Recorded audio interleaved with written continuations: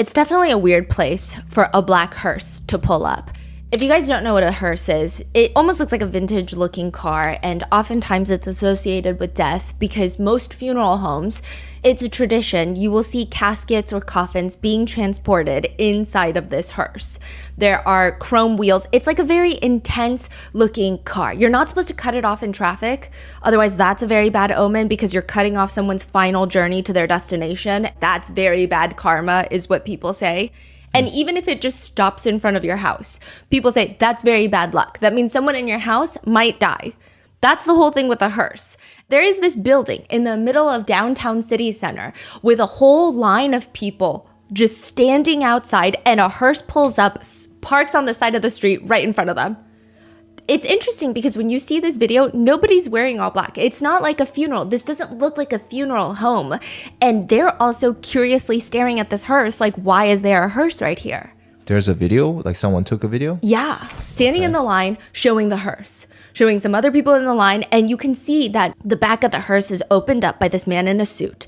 And it takes about 4 men to, first of all, slip off this black blanket, uncovering this silver white colored coffin. Some people say that the coffin looks way too small to be a fully adult coffin. It's a casket, but it looks more so like a child casket. Somebody on the smaller side. They start rolling it into the building that everybody is standing in line trying to get into. And they look a little bit like, what is going on right now? And none of the people that are carrying the casket are saying anything. They just wheel it straight into the building. Eventually, when the doors open, the entire line of people are shuffled inside, and immediately the first thing they see is that casket, just front and center right there. There's the white casket on top. There's all these flowers next to it. There's this funeral wreath. And then there's this long table. They have a guest book. All the people are supposed to sign their name, pay their respects to the deceased, and there's this notepad in case you want to write a very long letter to the deceased. You got to send your condolences to Itami. There's a picture of Itami. It's a man in a blood-soaked white dress shirt wearing a white blindfold, which would be a very unsettling memorial picture. But thankfully, this is not a funeral. This is David. This is a famous musician, the one that sings Here With Me, Romantic Homicide. Recently, the Fortnite anthem, Locked and Loaded, Feel It, which was on the Invincible show, Remember Me, which was on Arcane. Like, he is probably one of the biggest artists right now, one of the bigger ones. And it is a concert on his world tour. You know, the concept and theme is death, a funeral. There are hearses at most of his show that bring in this white silver casket. Fans pay their respects to the dead, Itami, who is David's alter ego in his music videos. It's all very artistic. Some people think it's a little gimmicky. Some people think it's very exciting. Until September 8th of 2025, this year, news breaks that while David is on tour hosting fake funerals, the dead body of a 14-year-old girl is found in the trunk of his car. Which brings us to the questions, is he connected to her? How is he connected to her? Did he do it? Was she killed? Is he guilty? If so, why hasn't he been arrested yet at the filming of this video? And it's been weeks since her body was found. Was she dismembered? Why are the police being so vague? And do the funerals at the recent concerts mean anything at all? Because some netizens are saying, was David trying to tell us something? This is the case of Celeste Rivas Hernandez, the little girl found inside of David's trunk. A few sensitive topics for this case include allegations of grooming, CSA, as well as themes like gore, potential dismemberment, and decomp. Now, a super big part of this case is that as of filming this, there have been 0 arrest, convictions, or just really anything concrete besides these little tidbits of very vague, very polished press releases that authorities have given out. We're going to be covering all of those details and specifying which one is confirmed, but basically function on the assumption that everything is alleged. We did our best to debunk and verify all of the online rumors, and there are so many online rumors. We went down a whole maze of just online speculations, screenshots, screen recordings, people posting unreleased songs, and one thing we can deduce is that we don't really know anything at this point. We also want to disclaim that all screenshots and or media posted by people online can be edited or faked. We did our best to verify and try to get down to the original source, but even when we did, it's like they could have edited it. It could have been doctored. There's no way to say that this is real, and there's no way to even say that that's the exact person they're alleging behind the account. So there's so many different things until it's confirmed by authorities.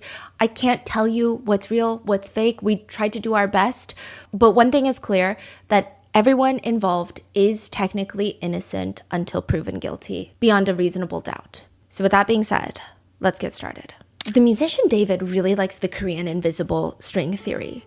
And I didn't even know that that was what it was called. And then I was talking to my dad about it, and it's called inyeon, which is a very intense concept. It's the concept that every single person in your life, you are tied to them by fate. So in Korea, there's this idea that you are tied to your soulmate through your pinkies with this invisible red string. And everything you do in life is just getting you closer to meeting your soulmate. Every single person that you meet on the street is supposed to propel you closer to your soulmate. Unless you fuck it up. Unless you're really mean to a friend and then the string falls off your finger. Some people believe that can happen. Other people say there's no way. You're tied to your soulmate forever. And it does also get dark. My dad was telling me that it sounds romantic. It sounds like something you would only see in a K-drama, and it's so loving, but you could be tied to the wrong soulmate. What does that mean? It's not happily ever after. It's this idea that every soulmate tie is formed after 8,000 lifetimes of karmic connections. So it's almost like after 8,000 karmic reactions, you finally have your soulmate. But those could have been bad karmic connections. So now you're tied to your soulmate, who happens to be either a very bad person or is very bad for you in your life. And then the next life you live, you're still going to be tied to that person. And it's just like this repetition of having the world's worst soulmate, if you will, to put it simply and not romantically. So soulmate doesn't mean they're perfect for you. It just means you are stuck with this person. You're going to marry this person. Okay. Yeah, and you're going to be stuck with them. But it's not the concept of, oh, this is true love. Some people take it as that, but my dad was like, well, most people don't, considering divorce rates these days. So it's more so that. Now, in an interview with Zach Sang, David, spelled D4vd, he says, I love that theory that everybody's connected in some way, in some form, spiritually. Zach Sang is asking him to break it down, and David says, so basically, it's a South Korean ideology where from birth, we are connected to our soulmate. That could be a lover, friends, teachers, anybody you're connected to them from birth. And you're led to them through the course of your life to meet them or interact with them at some point or to help them. They add something to your life. It's almost transactional, but it's like an emotional transaction. You're meant to help this person, or you're meant to learn something from this person. Me and you could have a string. So Zach Sang is asking, so does everybody have a lot of strings? There's so many. Yes, you're connected to so many different people. Yeah. And that connection can either be severed or not severed, depending on who you ask. Because there's also the Japanese version where the Scarlet Theory, where if you build too much bad karma, that could be severed. Or if you do somebody wrong, that connection is severed and it's not repairable. So there's different versions of all of this, but I view it as we are all connected through the universal emotion called love. And that's why my album is mostly dealing with the theme of love and that connection. I thought his theme was death.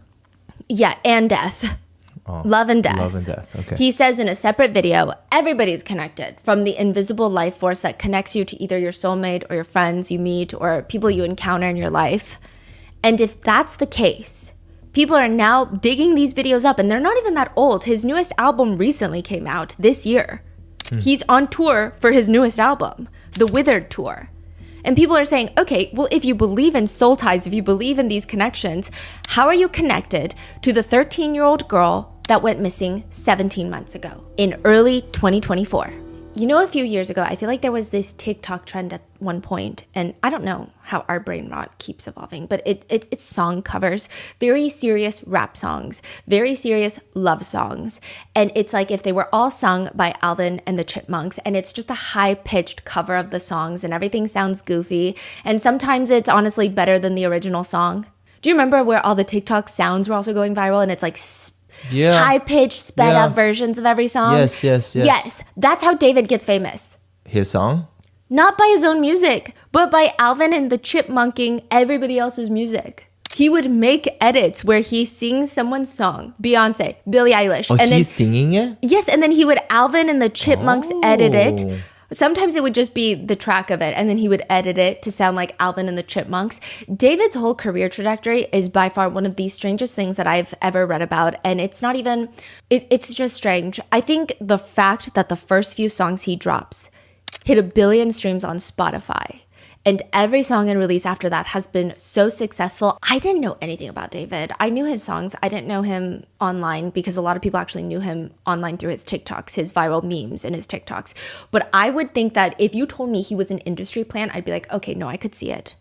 Because he just blew up out of nowhere. But it's actually a very strange coming up story. He used to How long has he been around? He was a Fortnite YouTuber first. He's a YouTuber? Yes, but he was not very big. He had about a few thousand subscribers. He's been around making videos probably since like early 2020 because he does talk about how it was the best time to be gaming on Fortnite was during 2020 COVID. But he really starts popping off a little bit in end of 2021, 2022. Wow. So it's only been like 3 years. Yeah. And so he says in an interview, like I was a Fortnite YouTuber for a really long time. He says that, I think he said he was since 2017, but he said, I really wanted to be a content creator and a streamer and all that kind of stuff. I was making montages on YouTube of my gameplay. You know, those people that do the Fortnite? Yeah. Yes. Okay, putting music behind it, trying to be the best Fortnite player. And then my videos got copyright striked, so I couldn't make money off of it. And I was like, yo, I don't know what to do. Because he's just playing like Jay-Z in the back of it, which of course you're going to get copy striked. And he says, I was like, yo, I don't know what to do. I go to my mom. I'm crying. I'm like, yo, mom, I'm not making money no more. I don't know what to do. She's like, how about you make your own song? So I'm like, all right, bet, let me do that. He starts making music on his iPhone. He Googles how to make music.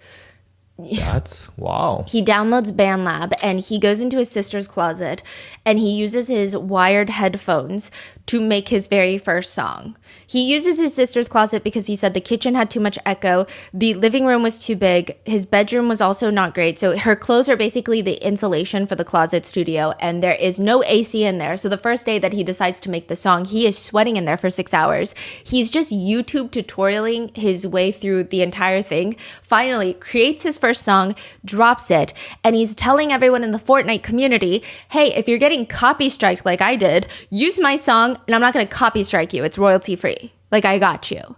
So these are people that have been very pissed off about copy striking. So yeah, they're going to use his freaking song. And he said it goes crazy. But it really only goes crazy in the Fortnite community. Meanwhile, he's working at Starbucks, still making the Fortnite montages, but with his own music now. And then he gets fired from Starbucks. Like he has the very strange life story. He says his manager had given him this discount code. The manager's like, if you ever need to buy a sandwich and you're $3 short, use this code. He uses it a few times. He thinks it's an employee discount code. When new hires come in, he's training them, telling them the code and explaining it's an employee discount code. So once in a while, if you're $3 short, just use the discount code. It's not an employee discount code. He gets called to the manager's office and they accuse him of committing felonies. Wait, I'm confused. What is that code? I don't know. He never really further explains. That is weird. So is that like kind of like a hack? That like, oh, just use this, you get a little discount, and he just start telling him why just use this. I think so, and I think he only saved like $14. He only used about $14 of it, but the manager says you're committing felonies, so he gets fired. It's not the same type of felonies, nor comparable to the severity of what he's accused by the internet as of right now of having committed. But David states that Starbucks accused him of committing many crimes, and he was fired. And he said, these are all the sandwiches that you stole from us in the past 3 weeks. Like, this is what his manager is telling him. David argues, again, he thought it was a discount code, and he was like, just take it out of my paycheck, but they refused. He said the whole situation was just crazy, bro. And I was like, you know what? It's a blessing in disguise. That means I get more time to work on music, which I'm already about to make money on. You know what I'm saying? So I'm about to make money on music. I really don't need this job right now. I really just focus on Fortnite, focus on music. People were just demanding more music. And David says it just kind of became this thing where the music was getting more popular than the Fortnite videos. My SoundCloud numbers surpassed my Fortnite video numbers. It was getting crazy.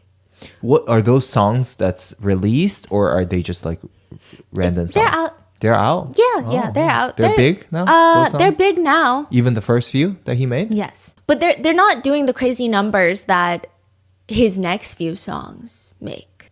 So after these Fortnite songs, he's still making these songs, but he decides that not just on SoundCloud, he wants to get attention on TikTok. So TikTok, he mainly is still just posting Fortnite videos, and now Alvin and the Chipmunks.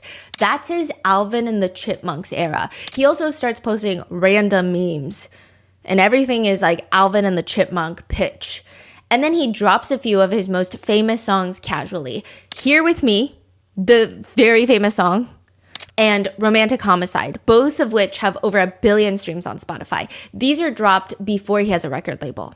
So then the record labels, they start calling him. They start reaching out to him, asking him to sign. And side note, he lives in Houston, Texas. He's homeschooled. And his mom says, he came downstairs one night and we were in the kitchen and he said, I have something to tell y'all. And I was like, what? He was like, this label was calling. They keep calling this label and that label's calling. And we were like, what are you saying? Like, stop playing around. His dad legitimately thought they were getting scammed by phishing emails until they're flown out to LA. And they have meetings with multiple record labels. David's mom has this little journal called David's Music, where she takes notes of all the meetings with the labels. And then eventually they signed with Interscope, which is owned by Universal Music Group, UMG. It's actually very fascinating. So in 2022, he has 118,000 monthly listeners on Spotify. And right now he's sitting at 38.5 million monthly listeners, which I believe on Spotify, only 100 or 200 artists in the entire globe have 35 million monthly listeners or more. He has had a recent push in his music because of everything that's been happening, but But he's been he's gotten that big. Wow.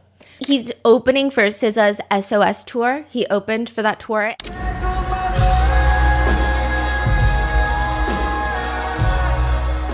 And I do think that a lot of people like to find reasons to hate people who suddenly get famous. And like, again, I'm telling you everything that's happened in the context of that time, not in 2025. This is when he first starts blowing up. So just giving you the context. From what I can tell, he was very generally well-liked at that point. It's very hard for people to even argue that he's not talented. I know that there's lots of musicians that pop off on TikTok and people are always like, they're not even that good. It's not even great music. It's just TikTok viral songs. Most people would probably admit, maybe not now, but 2 years ago, that he does seem objectively talented. A lot of his aura also comes from the fact that he's very abstract, if you will, on how he creates music. He definitely has a whole process to it. He still likes to primarily record on his phone. Even if he goes to the studio to collaborate with very big artists, which he has done, he will come back home and record it on his phone, and that will be the one that's released. Which I do think a lot of people liked that. He said at one point he was making 9 songs a day. The overwhelming majority have not been released, but I think in hindsight, this adds to lots of people's speculations that there have been unreleased songs. So it's clear that he has a huge vault of music that has yet to be released. I think a lot of people also like the fact that he did get a vocal coach at the height of his career, which a lot of artists will have one, and a huge factor for that being you can blow out your voice to the point where you cannot sing for weeks at a time, which would be your livelihood. It's very important. But David says that he had a vocal coach for a minute, but quote, but then I realized I started this thing in the most unorthodox way possible, just off Fortnite and BandLab, so I quit. And I turned to YouTube tutorials, looked it up on YouTube. I remember I was training for the big show in Houston the other day, and I was like, how to do vocal warm-ups and how to do vocal runs just on YouTube before the show. And I was just going crazy on YouTube, bro. Which sounds like he's a very relaxed artist who doesn't really care.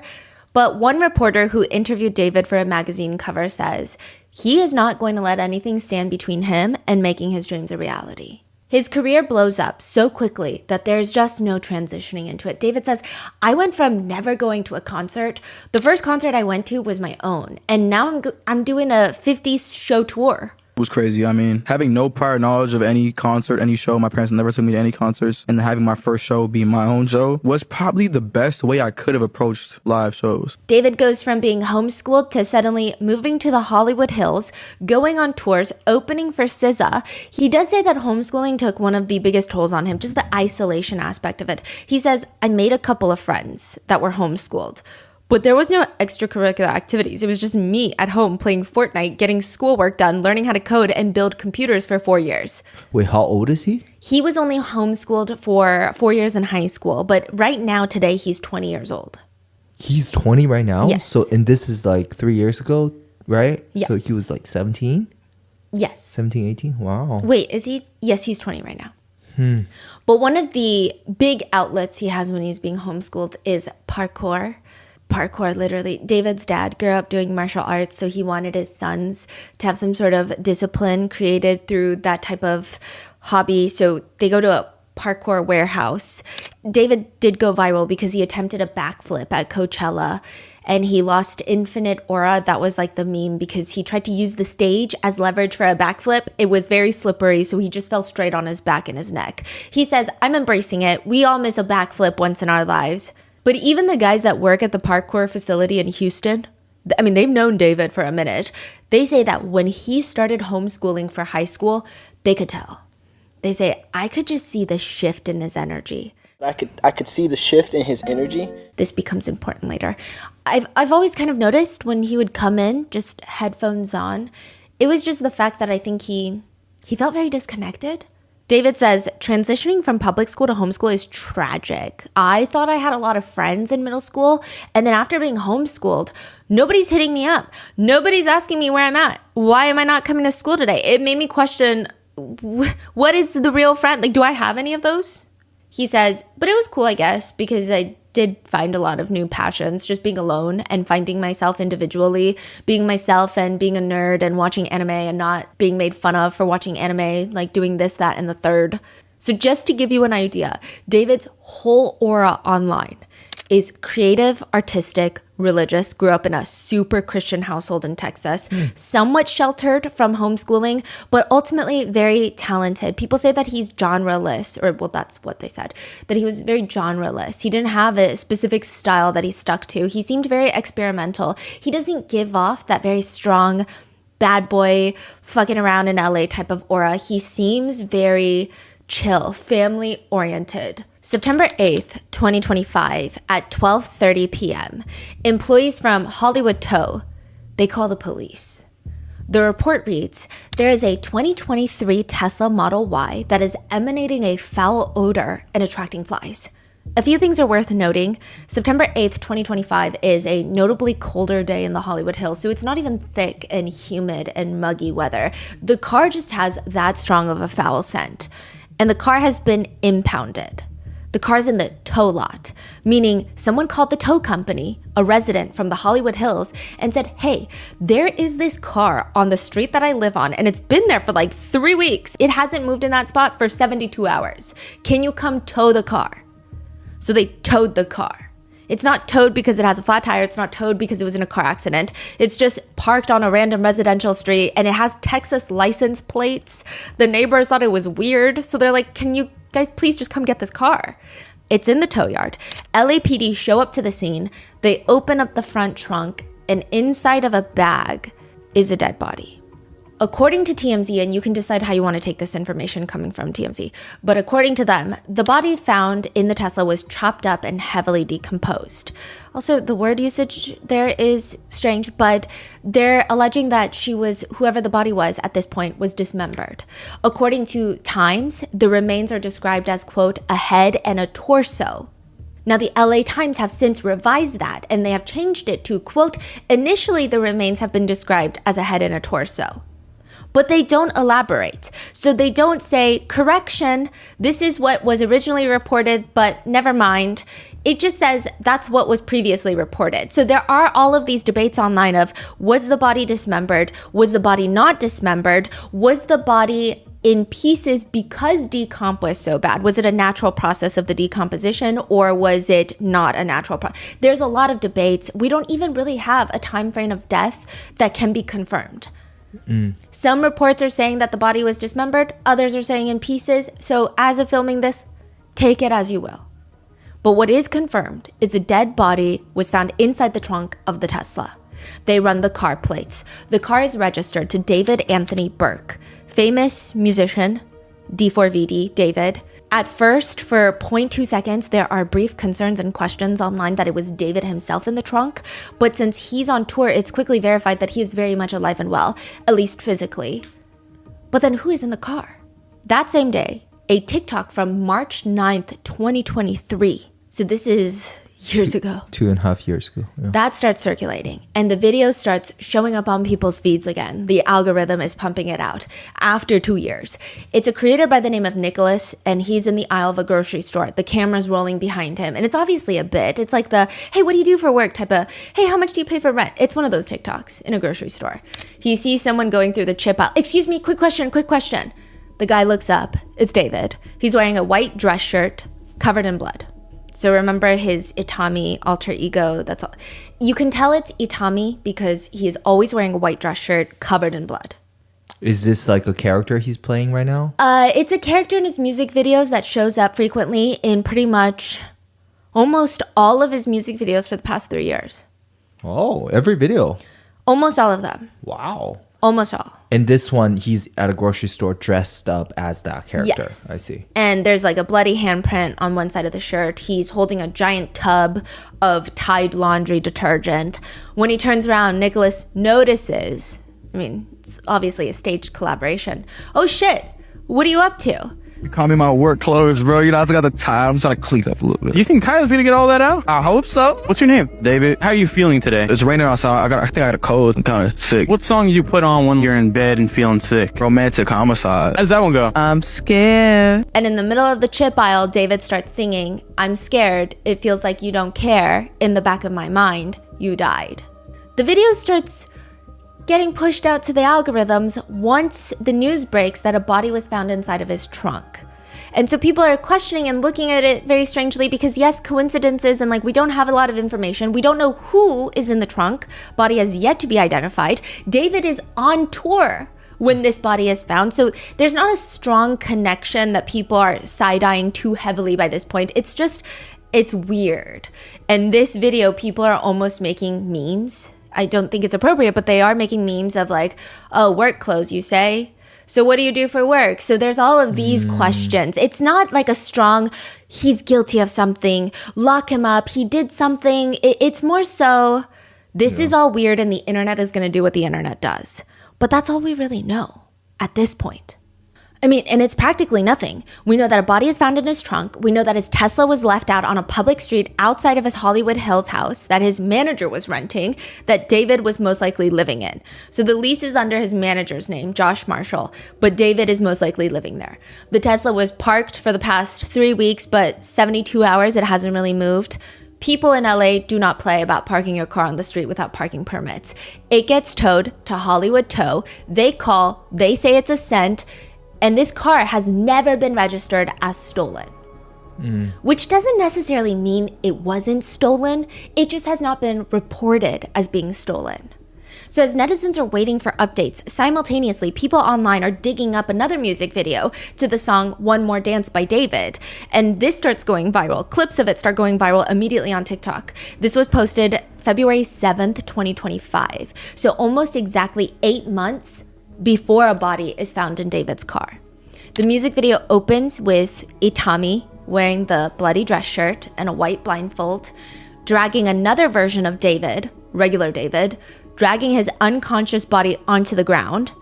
We're gonna dive deeper into this whole music video later, but he's dragging the unconscious version of him. And then 2 more people come up and they throw his body into his trunk. So like he has so many videos about death. And trunks and cars. Yeah. So everything is like, oh my God, look at this. And right? blood and funeral. And at the time that the news breaks, he has those caskets at his concert. So it's like, this is happening when the news breaks. It's not a tour from last year. It's going on right now. Yeah. And they drive off in this car. And more on that later. But David described that music video as the other 2 people that show up to help Itami put David in the car. They're cult members that love Itami, and they're going around with Itami in the trunk, and they're burying David after I die. And netizens are just confused and weirded out at this point. But again, none of the comments by this point in time are saying that he's guilty. They're just saying, this is very strange. This is odd. This is weird. What are the odds that he has a music video where he's shoving someone, albeit himself, into the trunk of a car, and then there's a dead body found in the trunk of his car? Like, the odds of that must be pretty low, right? Others are saying it's not that low. Putting bodies in the trunk of a car is like a movie stereotype. Everybody does it. But that's not an admission of guilt. That's not really evidence. A lot of netizens at that point feel like perhaps it's a reach. Perhaps we should all go outside and touch grass. It's actually a strange, traumatizing circumstance for everyone involved. Probably even David is how netizens feel. Because, I mean, first of all, whoever is found deceased, their family members are traumatized. But David is 20, he's on tour, his car is impounded. The speculation that netizens have is his car was probably stolen by someone in LA and they used it to hide a dead body, and now he's connected to this, and he's this young man just starting his career. He's probably also traumatized. And all these speculations are just getting crazy because there has been no official statements being made. The police don't arrest David, so everyone's just making statements. Some people even get very mad at brands like Hollister and Crocs. Hollister and Crocs have a collaboration. David was the main model for that collab. They quietly pull most of his images from the Hollister website. Huh. This is before the body is identified. Okay, just to give you an idea, when the body is found in David's trunk, there's a layer of suspicion, there's a layer of strangeness, but it's an overwhelming feeling of this is weird, and we typically don't like to give people in Hollywood the benefit of the doubt because they all do some weird stuff. However, I mean, look at his past career, look at his history. He seems like a nice guy, and he's on tour, so it's not like he's in LA and they find a dead body.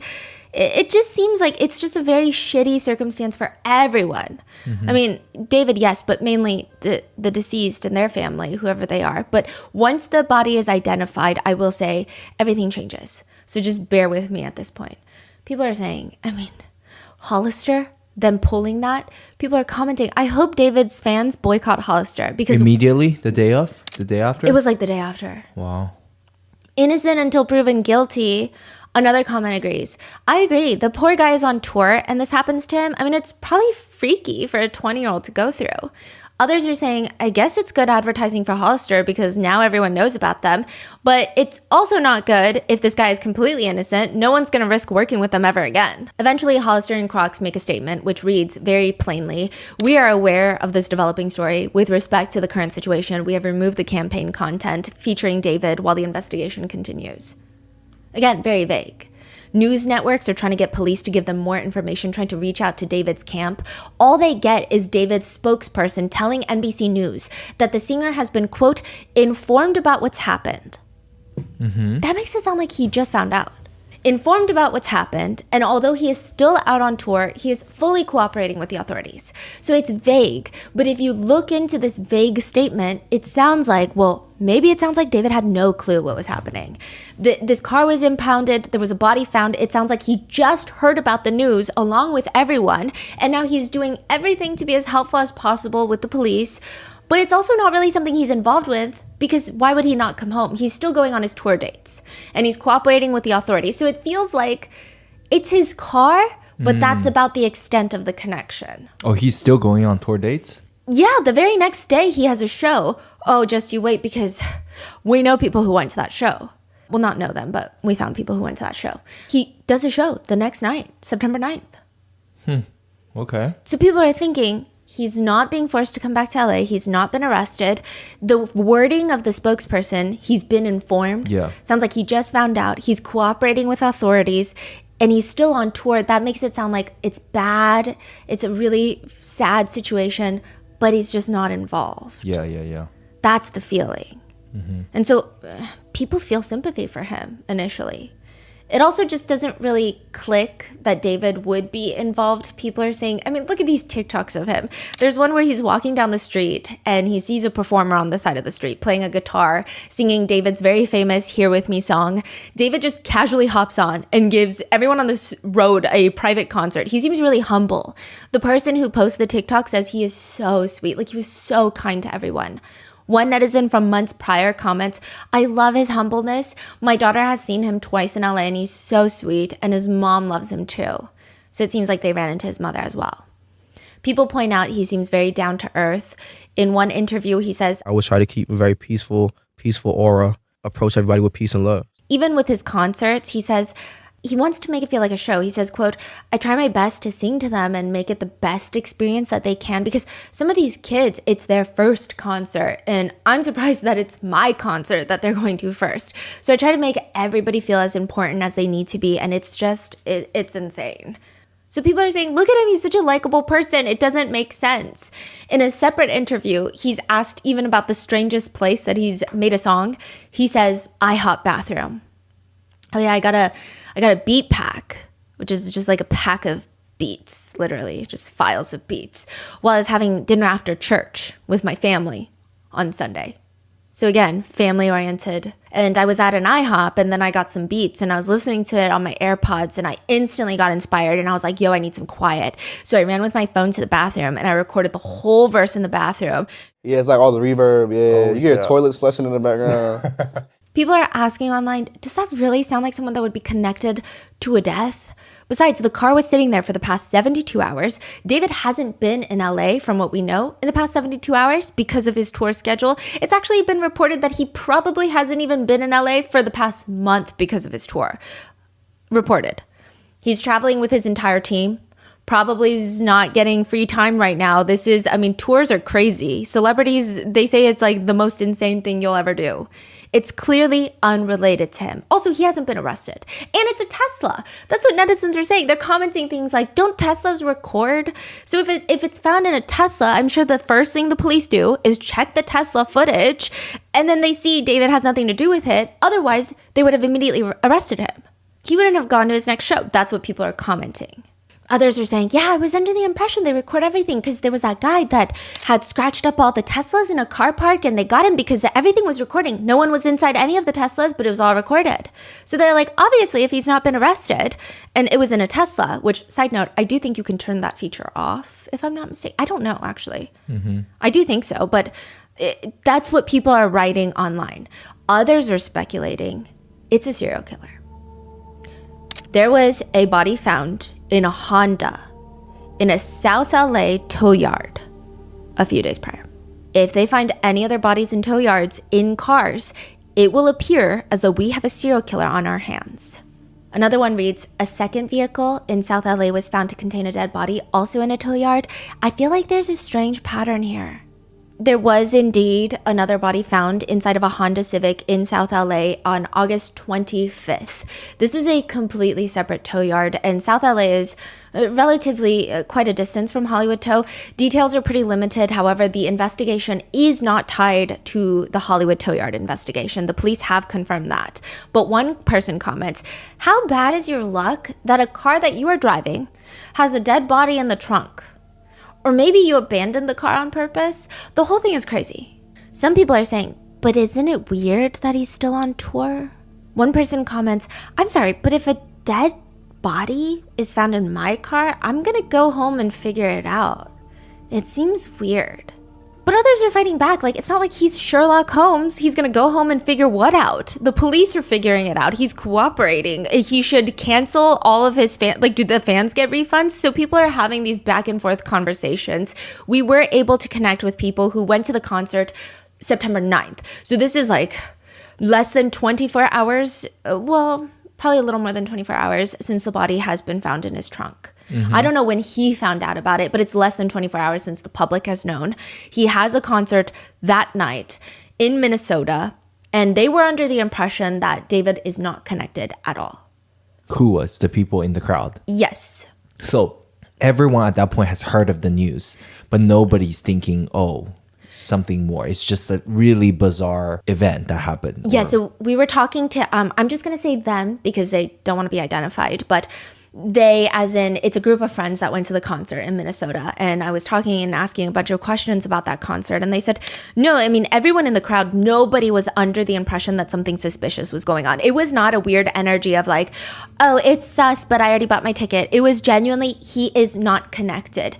In fact, there were even conversations of like, we need to make sure that mainstream media does not try to drag down a person of color without evidence, because so far there's no connection. And like, of course, the media does in fact do that. You know, there have been lots of cases where that happens, which is, these are very valid concerns. But they were just saying like, that was the energy. Like everyone is like, no, like clearly he's not involved. The police did not name him as a suspect. He's not flying back to LA. He's cooperating with the authorities. It just sounds like a really sad, random coincidence. They describe his energy that night as, quote, he performed as if nothing was wrong, had a ton of energy and pep. I remember he threw some labubus into the crowd, but he also, okay, this is hindsight. He also gave extra attention to 2 child fans on the second floor balcony. He signed one of his merch t-shirts for the little girl. I didn't see any caskets at this concert, which would make sense. There wasn't any more... Oh, really? Yeah. Is that like a change he made after the discovery? Yeah, it seems like it. Huh. I couldn't verify that every single place had a casket prior, but... This one doesn't. Yeah, which would make sense even if he's not connected. Yeah. Just out of respect, it would make sense, right? Yeah. So that at that time, they did not think that was strange. There was also not heavy security present. It was just a normal concert. They say in hindsight, the only thing that they found strange, okay, they did find this strange at the concert as well, but even more so now, is that David kept encouraging men in the crowd to keep being performative. But I will say David is chronically online from what it seems, and I do know that that was like a huge conversation recently, like performative men conversation. But he just kept saying, stay performative. And like the men, stay performative. Do you like matcha and labubus? And they said it was just weird. It was just kind of like weird things to say in a concert. Because you're like trying to hype up the crowd. You're trying to connect with them. And then to be like, where are my men at? Stay perform. It's weird. Mm-hmm. Like, are they supposed to, is that a diss? Is that not a diss? Like, who's being dissed? It doesn't make sense. It was weird. Or like, where are my performative men at? But one thing was strange. There was no encore. So after a concert, it's pretty customary that all the artists do a show of like, okay, bye. Mm-hmm. And then everyone's like, encore, encore. And that's like the whole point. You chant. And then the artist is like, fine. And they do like 5 or 6 more songs. And then even when they walk off for good, usually people will still scream encore in like the tiny sliver of a chance that they'll do a second encore, which like doesn't happen often, but you can never not try. There was no encore. So they don't know if, I don't know, yeah, is it because people are trying to be respectful that maybe he had a lot going on outside of the concerts, or if it was just maybe the energy was not great at the end, but they didn't mention it wasn't great. He just ran across the stage at the end saying, I love you, Minnesota, and that was about it.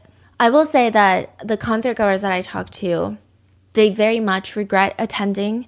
Had they known all the new developments, they never would have gone, and they actually feel like it's been weighing on them that they went. But they do say, genuinely, if you see online people had gone to that concert, you'll see that some people are just dogging on them. And they're saying at that time, you have to realize like it was different at that time because things were developing and they're developing at a quicker pace right now. But at that time, most people, even online, they either didn't know David and they were making memes or they were making jokes, or they knew David and they were like, oh, this is like sad situation all around.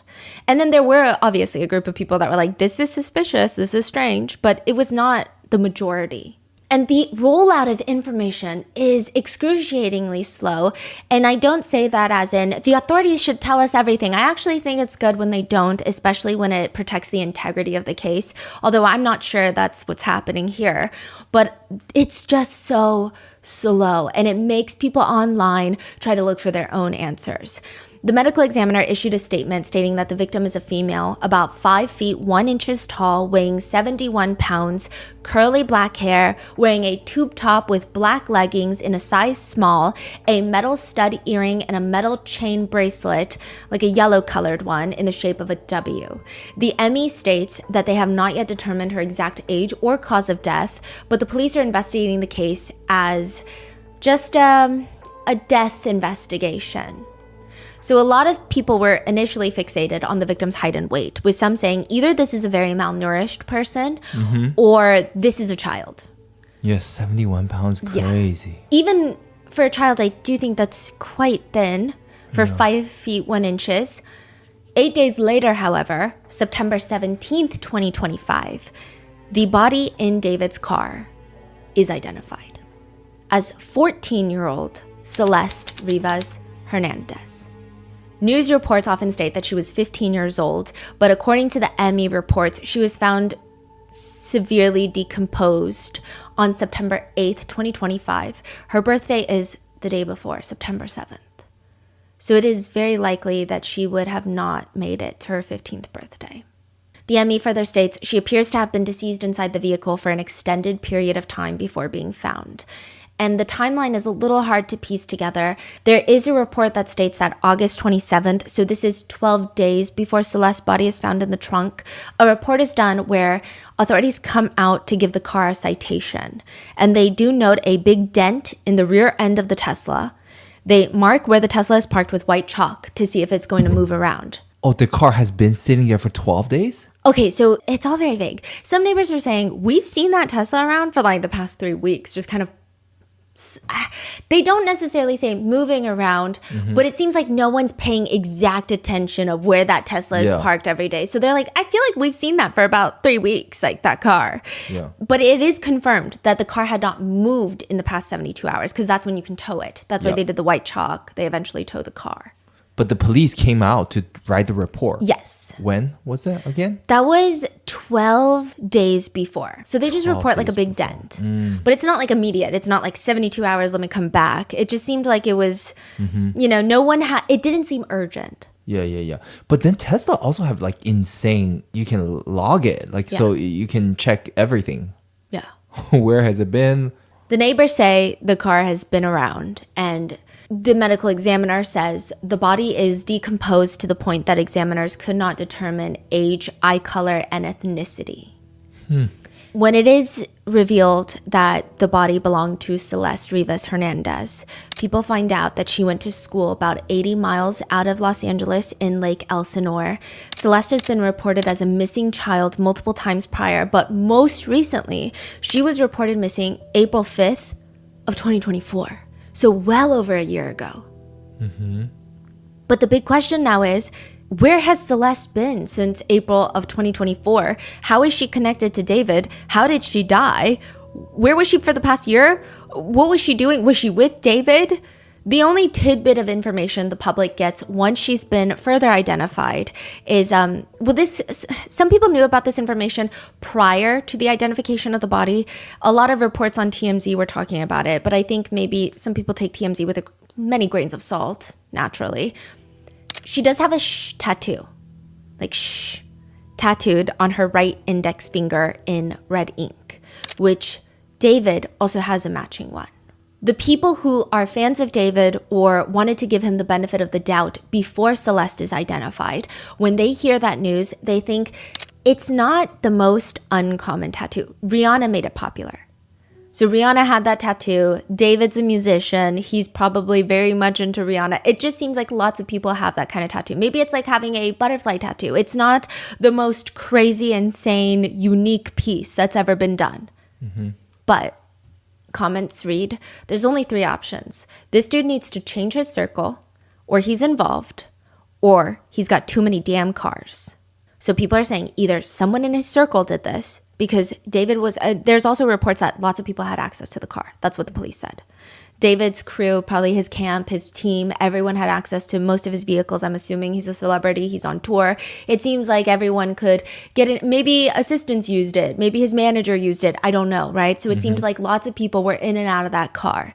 So people are saying either someone in his circle did it, or he's involved, or he has so many cars that are getting lost and stolen and all these weird things are happening.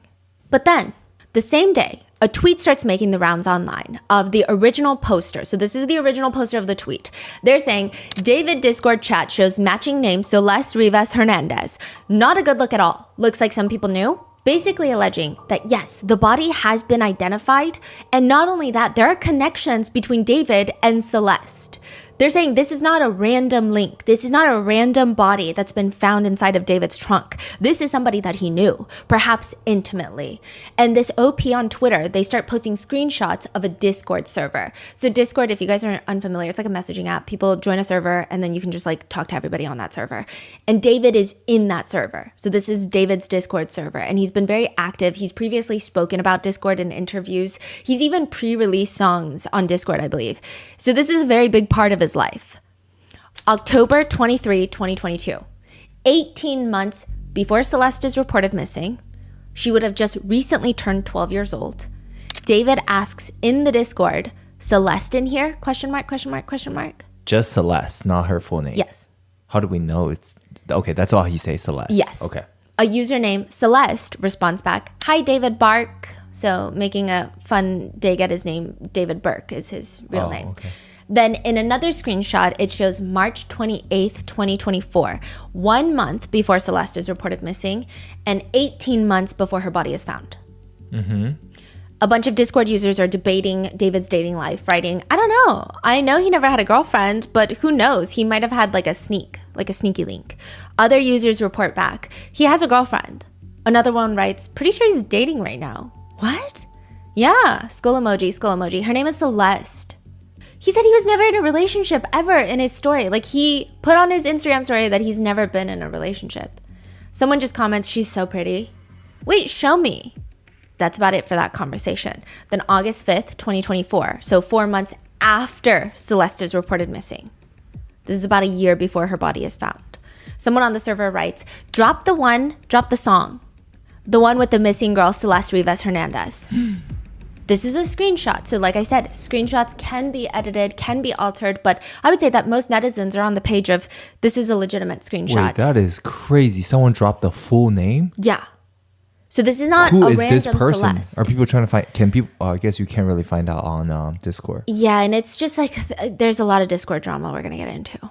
Wow. Up until this point, all the other messages seem like they can be explained away. One easy explanation would be there's more than one Celeste, which is later evident, but we will get to that. But this last message is weird. The original poster to all of this goes pretty viral, which a good chunk of people are accusing him of faking these screenshots. So he goes to screen record the Discord chat logs to prove that it's not photoshopped, which I guess he's either a master photoshopper or these are real chat logs that indeed did happen on a server. But that's not even the part that netizens find weird. The part that people find suspicious is right after he releases all of this on X, he posts another screenshot. He's been kicked from the Discord server. He writes, yeah, so I screen capped every username and ID, sent it to the authorities. Can't post them on here since I don't want to get sued for defamation or doxing them. Then another TikTok starts going through everyone's algorithms, which appears to be David in a parking lot getting out of his black Tesla with a caption, David photographed an area where the victim lived. I will say, we have no clue where this picture was taken with 100% accuracy. We don't have metadata for the picture. It could be in Lake Elsinore, it could be in Kentucky. Some netizens have taken to Google Maps to geolocate the exact location, and if I had to make a judgment, a personal opinion, it does appear that he was in Lake Elsinore. And if netizens geolocation spot very well, that picture was allegedly taken really close, about a 6-minute walk from where Celeste Rivas Hernandez lives. What kind of photo is it? Like It's just him in a parking lot talking to another kid. someone sneakily took a photo, or is it like a posed photo? No, it's like someone's... I don't think they sneaky, but it's not posed. Oh, someone just snapped a Yeah. photo. Like, here's David. Probably like a Snapchat photo of like, oh my God, Look at David. David's in our town. Right, okay. And Lake Elsinore is a pretty small town. I mean, we lived in LA for almost a decade. I've never really heard of Lake Elsinore. So it's not, I wouldn't say it's like a destination everyone goes. If you're like, he was spotted in West Hollywood, it's kind of, oh, well, there could be lots of reasons for that. I don't know if that's a coincidence. But people thought that was very strange. That coupled with Celeste's mother told TMZ that Celeste had a boyfriend named David. So Celeste's whole family has been very quiet about this entire case. I would expect that they are working, hopefully, very closely with law enforcement, but there are other speculations and rumors of why they've been so silent online. But Celeste's mother has spoken to TMZ, and she stated that Celeste had a boyfriend named David, and that Celeste had been missing for more than a year. And all of this added together is definitely not making David appear like he has no connection. I'm not saying he's guilty. I would not be able to know such a thing, but it appears he's connected, in my opinion. And it feels like by this point, every 3 minutes, a new video starts going viral. This one is taken in a classroom. Celeste's alleged former teacher is in a class with his students. He's a science teacher. Out of nowhere, and someone's like sneaky recording this, one of the students. He takes out his phone, busts it out, and tells his students that he used to teach Celeste. It's like a little strange. I don't think he knew one of his students was recording him, but he's like, that's her in my classroom in front of this poster right here. When I taught her, she met this dude on social media. He was a rapper in LA. He came and got her. She ran away from home. She was gone for like a month. The cops found her in Hollywood, brought her back to our school. She came back to our school, kind of told people this story. She disappeared again in May of that year, May of 2024. That's when her friends told me what happened, that it was this rapper. And then I found out yesterday that she's now dead in that rapper's car, cut into pieces. You want to know how they met? I feel like I just said it. Social media. This is legit. A legit video of a teacher talking? Yes. TMZ has reached out to the teacher, who told them that she was frequently absent from school. He didn't really know anything else about her home life, but he was just telling his students this as a cautionary tale to be careful of who you talk to on social media. Wow. Which there's drama with the teacher. Some people say he looks way too excited to be sharing this story that he knows Celeste. Some people think it's a cautionary tale. It's a whole mess. But that's ultimately the important thing of that. But that's crazy. Wow. How do you explain that? Yeah. And while all of this is going viral, you have almost complete radio silence from those that are actually connected to this case, which is understandable, but it definitely doesn't help the growing mountain of speculations. The only statements Celeste's family have made since the recording of this video are from her GoFundMe page, which read, as many of you know, Celeste Rivas Hernandez has been identified as the body found last week. She was a beloved daughter, sister, cousin, and friend. Her family is heartbroken and devastated by this tragic loss. They are seeking help to lay her body to rest. Any funds you are able to donate are greatly appreciated. Signed, the Rivas Hernandez family. Their original goal was $20,000, and they have since surpassed it. There have been unconfirmed statements by the family, such as another tweet goes viral. An Instagram account was created in 2020. So this is confirmed that this Instagram account was created in 2020, but we don't know who is behind this Instagram account. Apparently, David follows this Instagram account. It's like a private account, no pictures, barely any followers. It's like a random account. The allegation being that this account belongs to Celeste's brother, Matthew, who's 18. So this is allegedly Celeste's brother. Someone DM'd Celeste's alleged brother asking, dude, why does David follow you? All respect to your sister, and I hate how shitty people are being. Was it really him? Jesus. All love, man. Celeste's alleged brother, alleged real account, responds, yes, it was him, because he found my account out of nowhere and he followed me. I guess the insinuation being that David wanted to keep tabs on Celeste's family members to make sure that he knew what they were saying about what was going on, considering Celeste has been considered missing. The DMs continue. Well, he has it coming. That's wild. Just randomly. Did you ever even talk to him? Celeste's alleged brother responds, I met him once in person. Did you and your family know of your sister being with him? Like, was she living with him? All this shit is so confusing and disgusting. I knew and went to the police about it, but lack of evidence, so it's waved off. Bullshit. And now that there's like 1,000 people backing you up and it's not going to happen again, but if they had listened, basically saying shit to the cops. Even then, they don't do anything. They haven't done anything towards him. That's how it is with celebrities. Just look at Diddy.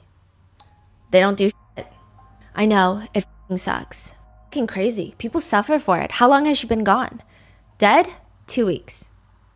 Damn, that soon? People have been saying like a month. The dude's a weirdo. His songs all have weird messages and imagery. What do you think happened? Like he just didn't want her to expose him being with her? I don't know. Damn, was your sister in love with him and choosing to stay? I'm guessing it was all him just manipulating her. Yeah, she was always saying that he was waiting until she was 18 to get married and stuff like that. Fucking sick. What's crazy is all these people in his circle who knew and didn't say shit. I saw one guy got sued by him. Oh yeah, okay, so this is a whole thing. I'm sure you would have been too if you kept pushing. Dog, what? I never knew that. My sister wouldn't say anything, ever. Dude, there's so much in that Discord that he has. What the f***? What There's a Discord? The person allegedly talking to allegedly Celeste's brother, sends screenshots of Discord conversations, and Celeste's alleged brother writes back, "What the fuck? No way, dude. Please send me more if you know, dude. Dude, I never knew this shit. I wish I had known. I could have used this. I don't even have Discord." What's on the Discord? Is it the one that you just read, or there's Yes. more? It's mainly that. And then a guy was talking about how there were allegations that he heard rumors that David was talking to minors. And he had said something about it, and David threatened to sue him for defamation. And David even talked about it on his Discord, allegedly, where he wrote, like, he's about to owe me $30K for the defamation lawsuit. So there are screenshots of that, but we're going to go more on that later. But one part of the DMs that make people believe that this is, in fact, Celeste's brother is he does send 3 pictures of Celeste. Technically, they could be pulled online. Technically, this could be Celeste's friend from school who found these pictures. I don't know, but the pictures look like someone who probably knew her. But we have no clue if this is Celeste's brother and if this conversation is real and if it's even taken place. So far, the only confirmed statements that the brother has made as of filming this is he has apparently told NBC LA that Celeste's family are grieving and are aware of the singer David, and that Celeste knew David. He just gives one statement that says she was on her way to see a movie with him but never returned. He also states that David would frequently pick up Celeste in the very Tesla that she would be found deceased in. Oh, so the whole family is pointing finger at David directly. Seems like it, yes. By these statements. Wow. Yes. And another statement to NBC News states that Celeste's 18-year-old brother says the family is struggling and, quote, "I'm just trying to stay positive. I'm just trying to move forward. My mom's grieving real bad. My dad's grieving real bad." Celeste also has a sister. Now, this is again unconfirmed, but it has been widely accepted that Celeste's sister seems to have reactivated Celeste's old Instagram account, renamed it to Justice for Celeste, posted a few stories. So the stories read along the lines of bringing this account back, please share, last seen in Lake Elsinore. So these are like and another story where, can we please spread this story? There's a link to the GoFundMe, and another one that reads, we lost our girl, but we did everything. Flyers at her school, TikToks, Instagram, Facebook, police, family searching everywhere. Even our family in Mexico shared and prayed for her. And another post reads, my mom hasn't spoken in a week. She feels she failed her daughter, but she didn't. She did everything. Our house is quiet and broken. Aside from that, nobody else has really spoken out. Ruby Alonso, a resident of Lake Elsinore, she told the LA Times that she's known Celeste and the entire family since maybe Celeste was in kindergarten. She has a son around Celeste's age. She tells the LA Times that after running away, she does recall Celeste being brought back on one occasion by herself. How does she know Celeste? Just like their family? Yeah, they all live in Lake Elsinore, and her son is around Celeste's age, so they probably go to the same schools. I see. And she said that at one point Celeste came back from running away by herself. And then there was another time where the police brought her back home. Wow. So the police also knows a lot then. And that's why people believe that the LAPD is being very hush-hush. Some people originally thought that they're being hush-hush because David is a famous musician and they want to cross their T's and dot their I's because of what happened to the likes of Sean Combs and pretty much a lot of musicians, which I think is the case. But I also think that they're taking their time to probably cover their own problems. So they know this girl probably has a connection with David already, but they didn't do enough, for example. Yes. And a big topic of the conversation is, had this 14-year-old girl been white, the whole town would have been flipped upside down. Especially a person of color. A black man would have been arrested without a body, without anything really, just any vague connection. They might have arrested him already. So there's that conversation, as well as the fact that, I mean, this is in Los Angeles. She's Latina, and they come from a not so well socioeconomic background. And it's just the reoccurring conversation of, in LA, the backbone of LA is the Latino community, and yet when something happens to them, the police don't care. So there have been lots of big discourse that I think the police are trying to make us shut up, basically. I see. Yes. And the teacher even said that Celeste was brought back from Hollywood. If that's the case, who knows how much the police know? From Hollywood is a very, very specific statement to make. Not just brought back from LA. Yeah. It's like, yeah. it's weird. Yeah. Ultimately, Ruby, the neighbor, says she deserves justice. It's just so sad. She was studious, a hard worker, and intelligent. Another resident, the Nadaf family, they own Del Lago Spirits, which is a business that's been in the area for the past 11 years. He tells the LA Times that March 19th, so this was in 2024, almost 2 years ago. No, like a year and a half ago. Celeste's sister came in to ask for footage. This is a month before she's last seen, and he pulls CCTV footage where at 7 a.m., a young little girl is seen walking down the street by herself. He says he believes that that's Celeste. And he believes that she got into a car down the street from the store, but she walked out of frame, so he can't see the car. He can't be certain, but he thinks that this is Celeste. He states the police have not contacted him for this video, but he does remember Celeste. She and her friends would stop by to buy some snacks here and there, and he says, she was always so quiet, shy, just a sweet child. I feel a connection to the community, and it's just so heartbreaking to see this. But none of the statements really answer any questions. As for David's side, there was that brief statement that David was made aware he's cooperating with the authorities, but that statement was before the body has been identified. Because after that, he cancels most of his tour dates. And nothing, radio silence. All we know is that he has retained an attorney. Now, I will say retaining an attorney in a situation like this, even if he is innocent, would not be suspicious. I think that that would be the smart thing to do. But people think it's weird that he canceled his tour dates after the body is identified. So when the body is found in his trunk, that seems like the appropriate time. That's when the shock is happening. Everyone's like, wait, what do you mean? And even though people did not think that he was guilty right off the bat, that seems like the time that you would cancel the tour dates. But then the body is identified and then you cancel the tour dates. It feels like, oh, then you are connected to the body that's been found in the trunk. It's just like a weird timing of it. It doesn't make any sense. Why would you cancel it? If you are still very unconnected to the case, you would say, oh, wow, okay, my respects to the victim's family, but I don't know this person. My car was stolen. I feel sad. Like it would be a very generic PR statement that would be pushed out like that. But that's not what happens. Others are confused by the fact that he did not report his car stolen. There's actually a lot of arguments about whether or not car being reported stolen is a big factor in presumed guilt. Some people think that David is rich now. He's on tour, he's busy, he's 20. He's not worried about one of his Teslas going missing. He's probably not keeping up with his belongings like that.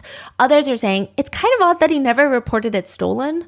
I bet it's him or someone close to him. I doubt a robber or a stranger just took someone's car, let alone a Tesla that everyone knows records, to leave a body in.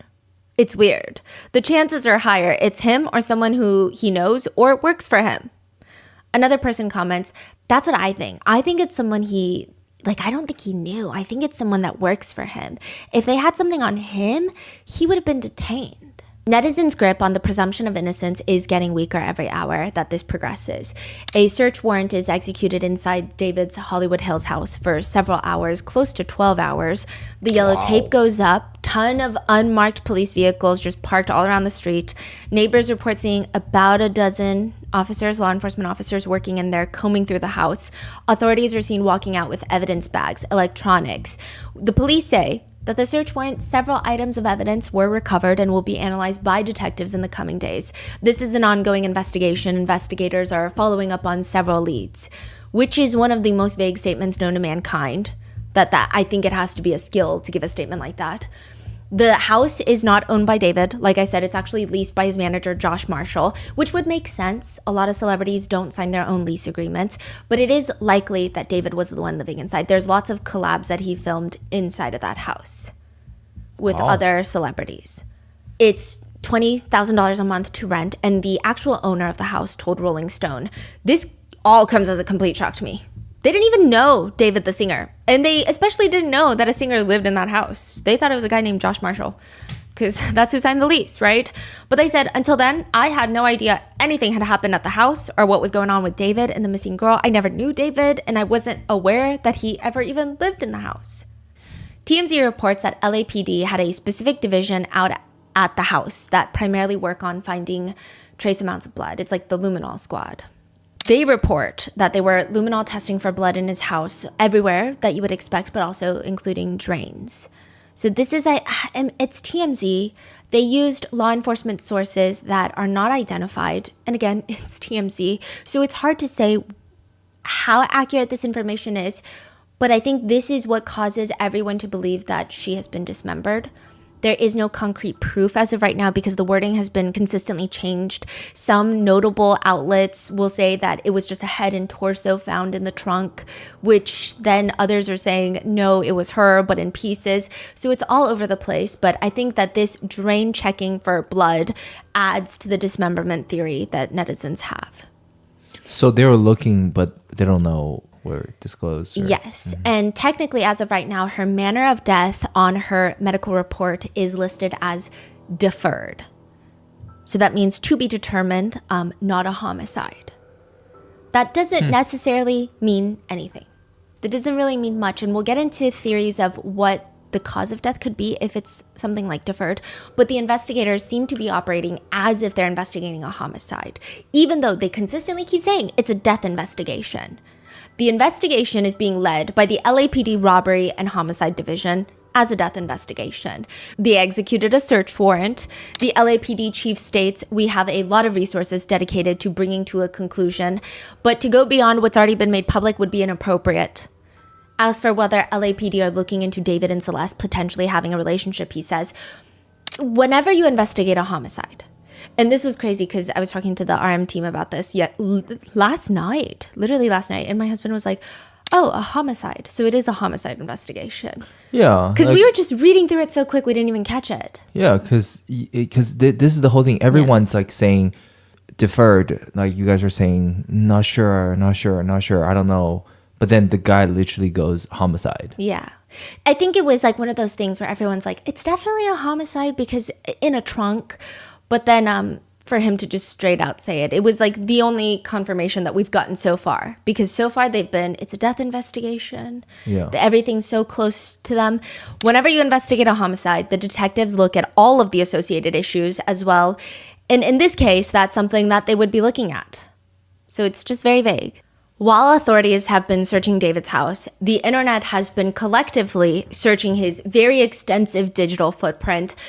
And it's bad. I mean, I think we've all seen the viral clips of another musician, Young Thug, in court just jamming out to his song that's playing in the courtroom because the prosecutors have admitted it into evidence. They're using his lyrics as evidence, and he's just like vibing in the courtroom.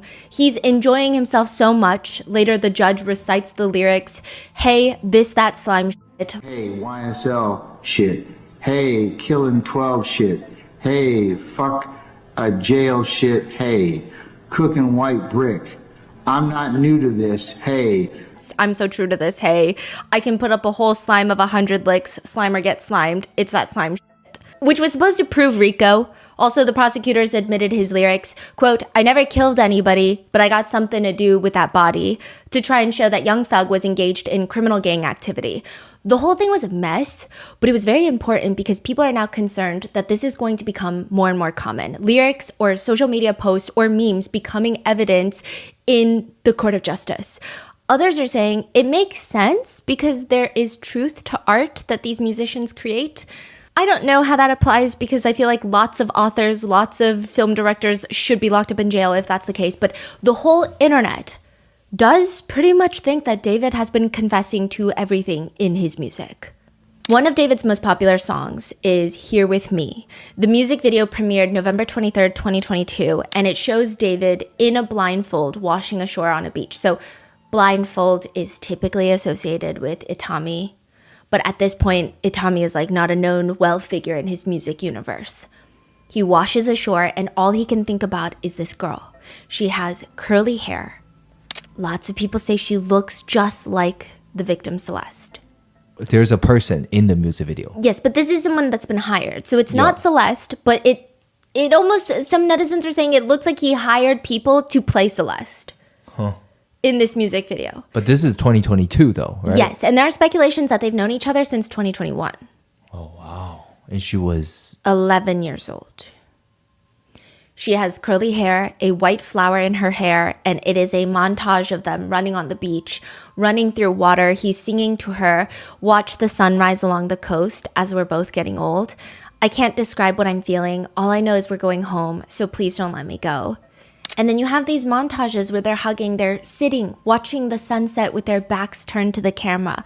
A lot of people say with the resemblance of the love interest, again, it feels like an obsession with Celeste, because why does it look like Celeste? The lyrics are, and if it's right, I don't care how long it takes. As long as I'm with you, I've got a smile on my face. Save your tears, it'll be okay. All I know is you're here with me. Watch the sunrise as we're getting old. I can't describe. I wish I could live through every memory again, just one more time before we float off in the wind. Then it cuts to him in a blindfold, falling on his knees, realizing that he might have lost her. He doesn't have her right now. And then at the very end, ominously, it's an older David. Like, I'm talking middle-aged David. Someone's playing David. Sitting on the beach by himself. So that same bench, he now just puts a white rose where the love interest was sitting. And then he walks towards the water himself, and it just cuts to his clothes being on the sand. I guess the insinuation being maybe he walked into the water, because then young David is now washed ashore, and I think the whole thing is like, I gotta go find her. It's like an analyzation of the love of his life and growing old, wanting to grow old. So I guess it's the idea of, yeah, we could fight all we want because there's montages of them fighting. But you know what? At the end of the day, as long as I'm with you, I got a smile on my face. So let me go find her again. Seems to be the vibe. Previously, all the comments on this music video were about sharing how people went through their loss with this song. Some people were talking about how they got married to this song. Some people are saying it's a song that reminds them of their grandparents, or how they just don't have a lot of time with their loved ones, but as long as they're together, it's a good time. It's just a lot of emotional comments. Some people are writing, I was in the NICU with my son singing this song. And now, what do you see the comments now? Yeah, people are just, they read, I don't care how long it takes. Hits a lot darker when you realize David wrote it about waiting for Celeste to be of age, except he didn't actually wait. Another comment reads, as we're both getting old, bro, she will never grow old. Even monsters make beautiful music. What a crazy world we live in. Rest in peace, little girl. Another reads, a demon with the voice of an angel has never felt so real before. It's unclear if this song is about Celeste. There are allegations that he might have potentially known Celeste since 2021. He posts a TikTok that makes people feel that way. We're going to get into that. But David says in an interview that the song Here With Me is actually inspired by the Disney movie Up. He says, I was watching the movie and I got really inspired by Carl and Ellie's kind of relationship and their story, and how Ellie dies and Carl has to go to Paradise Falls by himself. I got inspired by that and I was like, okay, what if I wrote about their relationship, but Ellie stayed alive? And I went to the closet. I was like thinking about Carl and Ellie, and I was like, all right, bet I got to think about a relationship as a really old dude and a really old grandma kind of, you know what I'm saying, relationship. I made this really beautiful ballad called Here With Me, and I kept it in the vault. I was like, okay, this is really good. This is one of my best songs, but I had anxiety and I didn't want to put it out immediately. That has been a song that has been heavily analyzed, as well as a more recent song, March 8th, 2024. This is 1 month before Celeste is reported missing. A music video for My House Is Not a Home goes live. The lyrics read, hello, I'm at your door again. I just needed a friend, but now I share a bed with you. I'm not a little boy no more. I've made my stupid choices too. Tell my mother I'm sorry. Tell my father just the same. Tell my sister that her brother might have, well, gone insane. You didn't want to fall in love. You're looking out for yourself now. It's starting to piss me off. I thought I had you figured out. Never thought you would call my bluff. Guess who belongs to someone else now? You get drunk, then start to curse me out. I told you to watch your mouth. That's exactly what my mother would warn me about. I know you're better off alone, babe. I could fix you, but I won't. A lot of netizens are pointing at the line, I'm not a little boy anymore, and the fact that he's apologizing to his parents and even his little sister. So he does have a brother as well, but he apologizes specifically to his little sister, considering people are saying with these allegations, considering he has a little sister, it's very startling. Okay. I guess it's always startling if someone is accused of having inappropriate relationships with a child and they end up having a little sister or they end up having daughters. It's always even more of, this is very alarming information. The top comment for that music video now reads, with 4,000 likes, he's not beating this case. Every song is a confession. Another one reads, in every video, he's blaming her. He's mad at her. He feels like she deserved it, like she messed it up for him and ruined him. He's kind of psychotic. His bloody shirt wearing alter ego Itami does make an appearance in this video as well, lighting the house on fire. So this is 1 month after Valentine's Day. 1 month before she's reported missing. And that Valentine's Day, he actually posted a video where he said this is like his first time having a Valentine's Day date. So people think it could be Celeste. We don't know who. He never said anything. No. Okay. David does release a few songs around that time, like 5 days before Valentine's Day. Another song is dropped called Leave Her.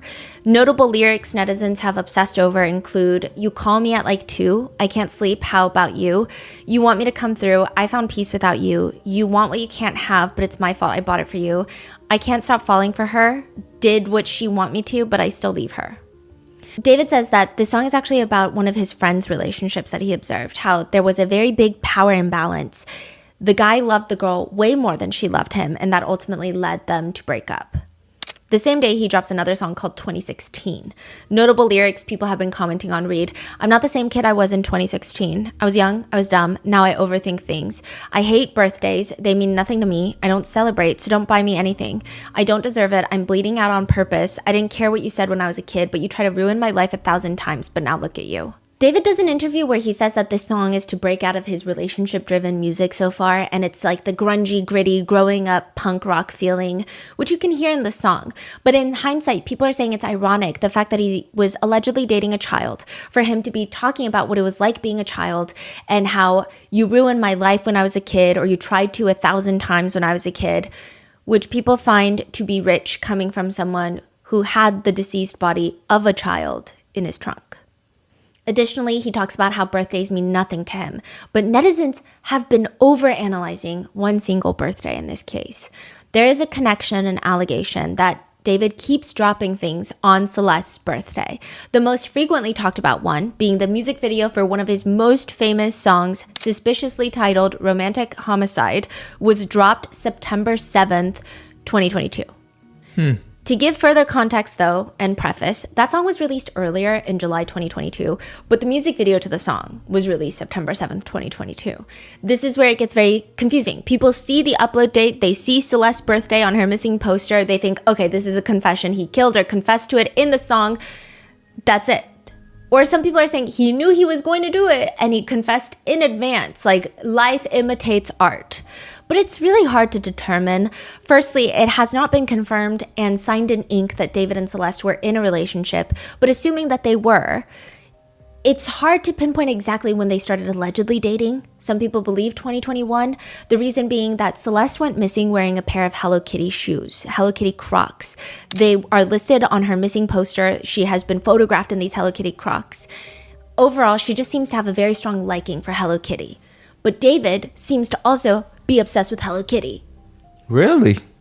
His Instagram profile picture is Hello Kitty and a big bomb, just an explosion in the back of an animated Hello Kitty. Huh. In a TikTok, he's standing in a hotel room and it's his song playing in the back. And the caption on the screen is, when your card declines at therapy and they bring in that one Hello Kitty girl you met in 2021. People thought that was about what does Celeste. that mean? I'm sorry. When your card gets declined and they bring in that Hello Kitty girl, what does that even mean? It's supposed to be like a TikTok meme. I think it's supposed to be like, I need to pay for therapy, my card is getting declined, but they bring in the Hello Kitty girl and now you like really need therapy. You're like on your knees. Is the vibe. Okay. But the most important part is Hello Kitty girl that he meets in 2021. You see him fall to his knees before face planting onto the hotel floor, and it's his song, I Can't Stop Falling for Her. This is posted February 7th of 2024, so just like a few months before Celeste is reported missing. What's important, though, is in it, he's wearing a Hello Kitty keychain around his pants belt buckle. One of Celeste's friends leaked a photo that Celeste had allegedly sent her. There's no faces. You just see, it's like if you were to hold your phone pointing to the floor and then take a picture. So you see allegedly Celeste's pants and Hello Kitty Crocs, the same one that she's been photographed in. And then you see David in the same outfit, allegedly David, and she's kind of tugging on the Hello Kitty keychain that's attached to his belt loop. Oh, that's a photo that you've seen too.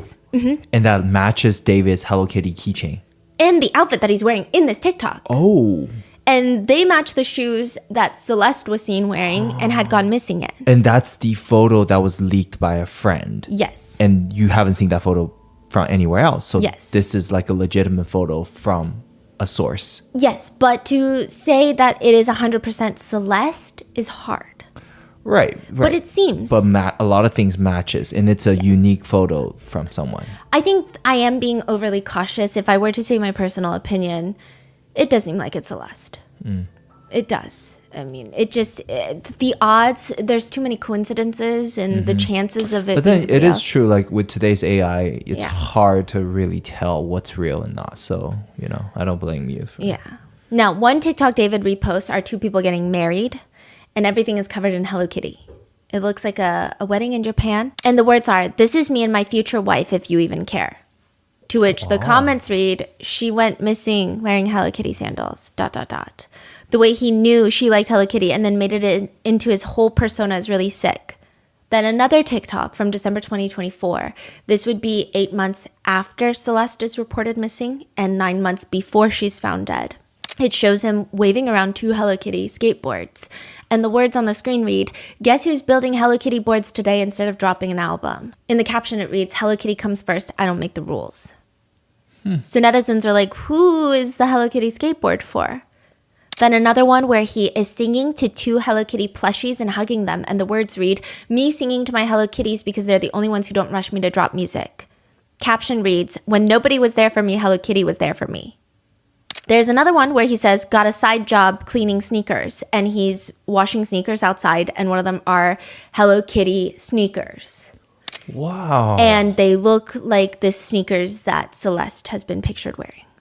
Even more, his recent Instagram post from February 19 of this year, 2025, he does a Forward magazine cover shoot, and a lot of the plushies that he's pictured with, like he's just laying there surrounded by plushies, are from the Hello Kitty universe.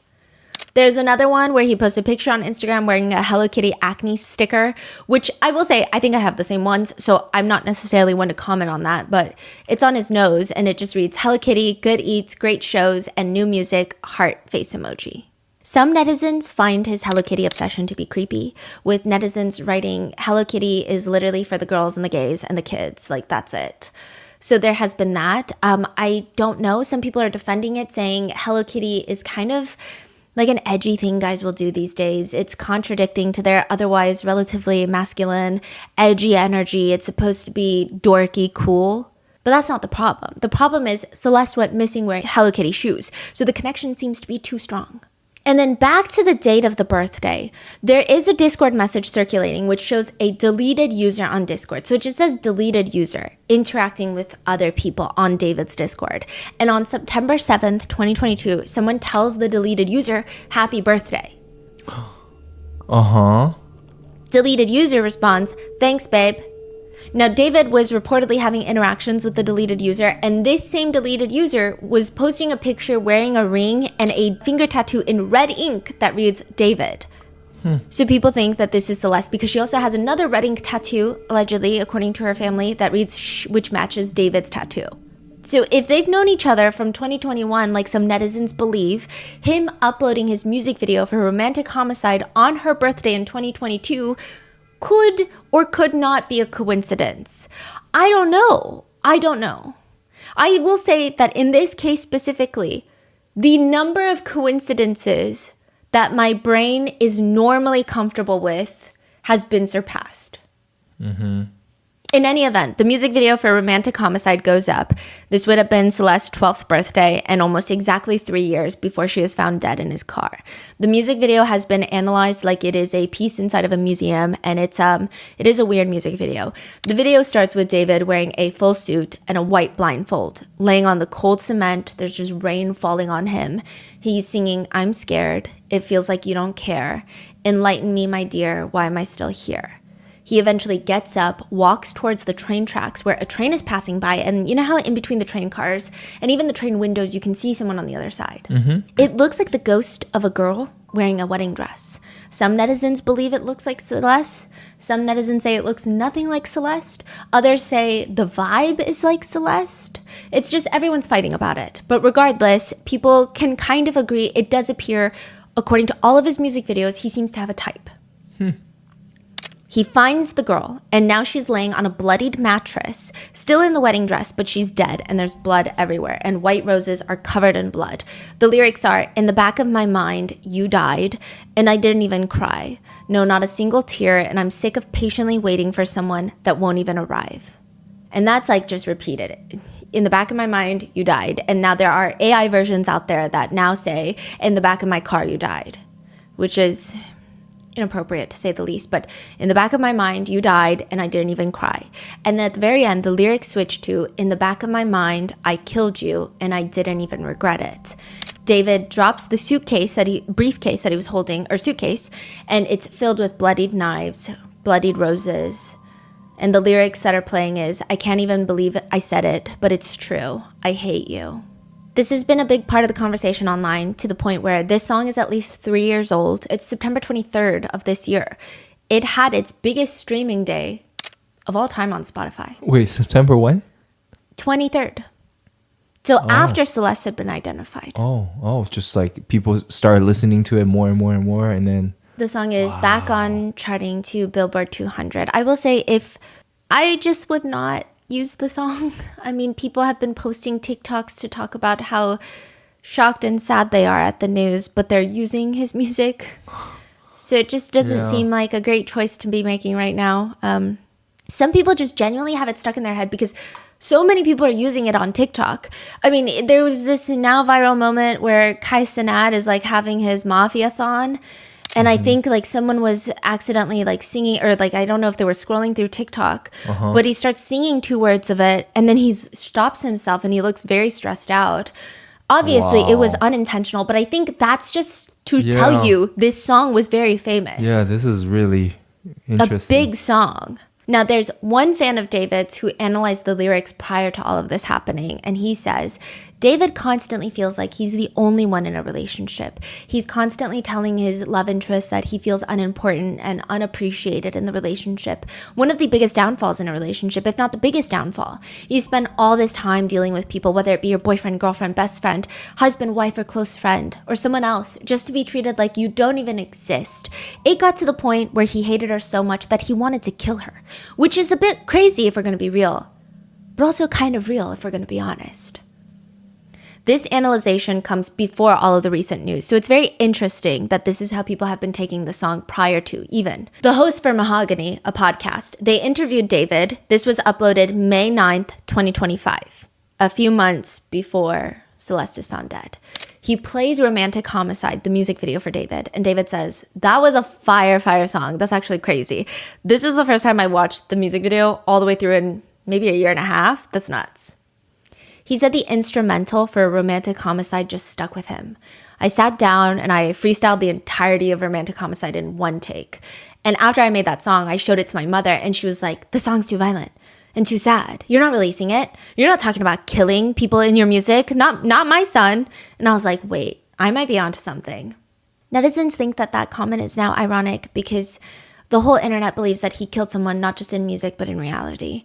But regardless, his mom is not approving, but it just makes him want to release it more. He says, whenever my mom hates something, I know it's cool. It's usually a sign that I'm supposed to do it low key. So I waited a couple of days. I was kind of contemplating, because if she ever found the song online and it did not blow up, I'm getting my butt beat the same day. So I had to make sure that it was going to do well. David says for the music video, the blindfolded guy in the suit, aka him in a blindfold, and then sometimes him in a bloody dress shirt, is not him, it's his alter ego named Itami. He says, I had the idea to make the first music video introduce a character that I had been kind of ideating for a really long time. That's why you see him with the blindfold and the bloody shirt aesthetic and bow tie. I'm really big into anime. I'm really big into manga. And I wanted to make my own manga series at one point. I was writing a lot of poems and writing a lot of things for it. And a big part of that manga was an evil version of me named Itami, which means pain in Japanese. And he wears this blindfold.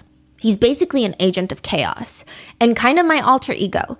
And the story of the manga went, I was a detective and there was an evil version of myself that would come out at random times, kind of like Fight Club, Tyler Durden. He would commit the crimes that I would have to solve as the detective. So like when I was as the detective, I'd be like solving murders that I'm committing myself. And it was like a cool little story. I don't think anything I didn't think anything would come of it. It was in the vault for months and months and months, and I introduced it for the first time on screen. I had the opportunity with music to kind of explore this idea further. And the Romantic Homicide music video, and people were asking so many questions. I was like, yo, this is kind of fire. Nobody would have ever heard of it if it wasn't for the music video.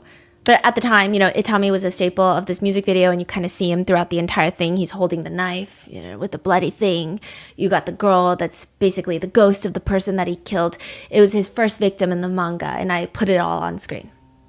He says he's basically the evil version of me, and he's kind of garnered this cult that follows him. He says, Itami has cult... Okay, so this is so complicated. The way that he describes it is the invisible string theory, all of chaos and evil. You know how one person is connected to everyone with red strings? Like everyone you meet in your life, you're connected to them with a red string. He's saying everything evil and chaos, all is connected to Itami. And so he has all these members of his cult that just are agents of chaos. Okay. And he says that's like one big element of his music. Another one is the Bloody Rose aesthetic. He says that was birthed in the Romantic Homicide music video as well, which is beautiful. The idea that beautiful things can hurt you with the stems, having thorns on them. That became my entire aesthetic for the rest of time. I kind of still, even to this day, use that Bloody Rose to kind of show how beautiful things can hurt you even through music. You see fans pulling up to the shows in the bloody shirts and blindfolds, so it's becoming a little movement. And I'm glad it's kind of coming to fruition. As for the alter ego, David says, Itami is the one that is making me withered and feel these emotions like grief and pain and confusion. He's the one that is weaving his way into my relationships and ruining them and introducing trauma and things like that. You see him in the music videos and stuff, so he's basically the agent of chaos. The Genius video, where he breaks down the lyrics of the song, has also since gone viral. In the back of my mind, you died. I didn't even cry, no, not a single tear. And I'm sick of patiently waiting for someone that won't even arrive. David explains, it's kind of like the storytelling aspect of the lyrics. It builds up to this big moment where she died in the back of my mind. I didn't kill her physically, but in the back of my mind, she died. And I didn't even cry. To which people are now commenting he's way too defensive, that it was not physically, but in the back of his mind. Others are saying that this is life imitating art. Quote, it's honestly scary how his entire career feels like one big confession. Another person writes, it's crazy how when you listen to his songs, you notice bits and pieces that you actually thought were poetic, but were actually straight up confessions. Another person writes, this legitimately has to be one of the most insane hiding in plain sight moments in music industry history. And one of the top comments is actually just all caps reading, this was not just in the back of his mind. Just to disclaim once more, it's not technically a confession because, well, we don't even know if he did it, but also the song was written, produced, and released 3 years before Celeste was found deceased, and music is not, at least right now, does not have strong evidentiary value in the court of law, at least right now. It's hard to use the word confession. I think a lot of people say maybe a premonition, maybe a bad omen. Those are maybe more appropriate words. Some people think that everything is reaching. Others say that his ominous explanations of his music videos are not helping to the creepiness of his music videos. Others are also saying, yes, the art can be dark, but why does David also have to be so dark about it? They point to Lil Tecca, who has been going viral recently for rapping about driving in Ferraris and Mercedes, but he admits in his Genius interview that he didn't even know how to drive at that point in his life. So I hopped in the Benz. I don't even drive. I don't even know how to drive. So people are saying that could have been David, but instead, the way that he explains everything just feels more eerie. David says, I've seen people online take different meanings and interpretations from that one part of the song where it's like, it's their past selves that's dying, and they're not even crying about it because they're evolved. They become better people for having killed their addictions or other different stuff like that. So I think it's very powerful in that way. So he's saying it's open to interpretation. But there are lots of symbolism in his music that have people running to every single thing that he's ever created to see if there are any more additional clues, likely due to the fact that people have very strong ties with him and his music, and there are no updates right now. So people want to see something. But back to the birthdays. Exactly 2 years before Celeste's body is found in David's trunk, he reposts a TikTok. The first slide is Mario, the game character, crying on the stairs. First lie? slide. Okay. And it says, on September 8th, bro, why are you crying? You swipe. The next slide is 3 hands holding roses and rose petals. On their wrists and arms, there's just thorns protruding out. Lost petals, September 8th. This is 2 years to the date of when Celeste's body is found and 1 day after her birthday that year. The songs coming out will be Notes from a Wrist, Hollow Prayers, Rehab, Poetic Vulgarity, and Once More. Again, many netizens feel the two knew each other by this point. Based off all of the rumors, the screenshots from Discord, David allegedly has a fascination with the month of September. In another TikTok that David reposts, it's just a slideshow of emotional quotes. But the very last one reads, I thought I wouldn't have the courage to hope again, but September came around with sweetness in its air, and you came around with tender hands and soft eyes. So because of this album dropping near her birthday, 2 years to the date that she's found deceased, people are looking through this whole album trying to see if there's any clues, any messages in the songs, and I'm just going to rapid fire go through them. I'm not stating that there's anything of evidentiary value in this, but rather this is the conversation online. I've just compiled it for easy viewing. Notes from a Wrist. Netizens believe that this song, David sings more from Celeste's perspective. This is psychoanalyzing in hindsight. This is, again, not me saying that David thought that, but the lyrics include, run away from home again. Alone with my soul impaled, run away from your loving arms, why am I so afraid? Other notable lyrics include, washing my hands with this bloody water, I miss the way I thought it was, you and me against the world, and now the whole world is just against me. People are saying washing hands with bloody water. TMZ reported that they were checking the sink drains for blood. They're saying you and me against the world and now the whole world is just against me. It just seems like a lot of people are saying every lyric feels like it's happening in real time. On the top comments, it now reads, he literally describes everything from the time that he posted on her birthday. Everything was right in front of us. I can't believe it comes down to this. He was telling her story little by little. In the music video, you see yet another love interest who people say is a beautiful girl with very curly hair. Some people say it's similar to Celeste. Some people say not every girl with curly hair is Celeste. It's been another debate. And you do see Itami, bloody shirt, white blindfold. And the music video theme is David having flashbacks to visions of this lost love. And he spends time in this empty house by himself just thinking about what could have been. Then there's Hollow Prayers. Not as often talked about, but notable lyrics include lost again, trying to find myself, searching through both heaven and hell, I can't let go, oh it's all my fault, can you take me and replace me with someone else? I can't even walk anymore and my eyes are sore from all the tears I cried, please don't let me die. Some people believe it sounds again more like it's from Celeste's perspective. Not that he wrote it in Celeste's perspective, but more so the conversation is, it's weird that everything feels so intertwined. The song has been described as an emotional expression of David's needs for divine intervention and guidance. He did a whole interview. The song Rehab is one of the more now controversial releases on this EP. The official music video aired September 8th, 2023. So again, exactly 2 years. Wait, another September? Well, this is all September 8th. Got it. But this is the music video. So all the other ones, because they don't drop all music videos the same day. They'll drop like the lyric videos. But this music video has been heavily analyzed because it was also dropped on her birthday or the day after her birthday. It's an anime style music video and it shows David and his alter ego. And you know it's Itami. It's David wearing a bloody dress shirt and a white blindfold.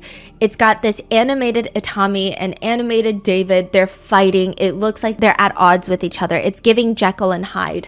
But in the music video, Itami gets with a very pretty girl, goes on a date with her, gets drunk, and then cuts off her arm and stabs her in the torso, killing her. While he sings, I'm at the party with hella regrets. I feel like getting in trouble again. Kickstart repertoire with a shovel again. She fell in love with the devil again. I gotta get her out of here. I don't feel this way anymore for the girl that I used to know. She thinks she's too good for me now. No room in class for a clown. Broken hearts and bloody sandals, bodies stacked on top of another. I've been hearing gunshots inside my clouded thoughts. You can't run or hide from me now. One analysis from years ago reads, the angry parts of David shine through as he reflects on a toxic relationship and seeks escapism through a lifestyle that is just as self-destructive. But it's just another girl being dismembered and or killed by his alter ego. To which the comment reads, "It's sick how he basically became obsessed and dehumanized her in order to turn her into what we think looks like a muse and write an entire act through multiple songs that would culminate ultimately in a death." That's just one netizen's perspective. Another comment reads, "This is sick. Every single song, even his tour, it's almost as if his whole career has been built around his obsession with murdering this poor girl." The analyzation of these songs have netizens believing that David just had an inherent obsession with Celeste by this point. Some even accuse him of having a fantasy of wanting to kill her. The next song is Poetic Vulgarity, which has been analyzed heavily due to one specific line in there that reads, "The right love, but in the wrong time frame."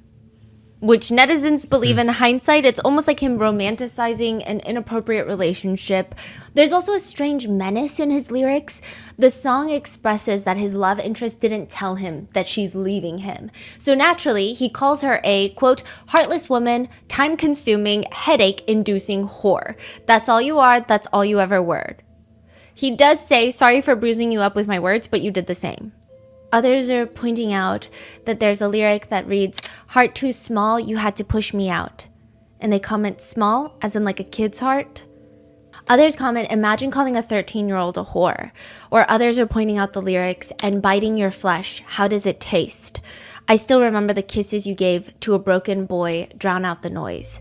People think it's sick that he's trying to call himself a boy. Also, the biting of the flesh, how does it taste? There is a TikTok repost that has been making its rounds online. It's a screenshot. A repost is, David did not post it himself, but he saw it on his feed and then he reposted it. So it's not like he created this message, but it's a screenshot of a text message where one person writes, "Imagine we were two cannibals in the late 80s who randomly met and then we fell in love and tried to be better and start a life together. Then you died and I ate your bones and all." The other party responds, ... "What the fuck is wrong with you?" The comment on that one now is, "David's lawyer is going to be struggling." Or, "She wasn't found complete," which again has been the alternating theories right now. And then another comment, "Yeah, he did it, bruh." Another comment reads, "Help, I stalked too far, now I feel like a witness." Which you could argue, perhaps maybe it was an accidental repost. But then in another interview, he is asked, "If you could describe yourself as pizza, what would you be?" Ooh, pineapple. I learned something. I was wondering like why every time I ate pineapple, my cheeks would burn. It's because pineapple has a chemical that eats away at your flesh while you eat it. So I describe myself as a pineapple because I eat away at your flesh. I get it. I think artists are naturally maybe stranger than the general population, or they try to be. They put an effort to be edgy. Maybe that's just what it takes. But at this point, there's just a lot of weird coincidences. There's just too many connections. Not saying he's connected to the death, but there's a lot. The top comment now reads, "Bro, this will be evidence in the courts," which is debatable. But the next song is Once More. This is the last song on this EP.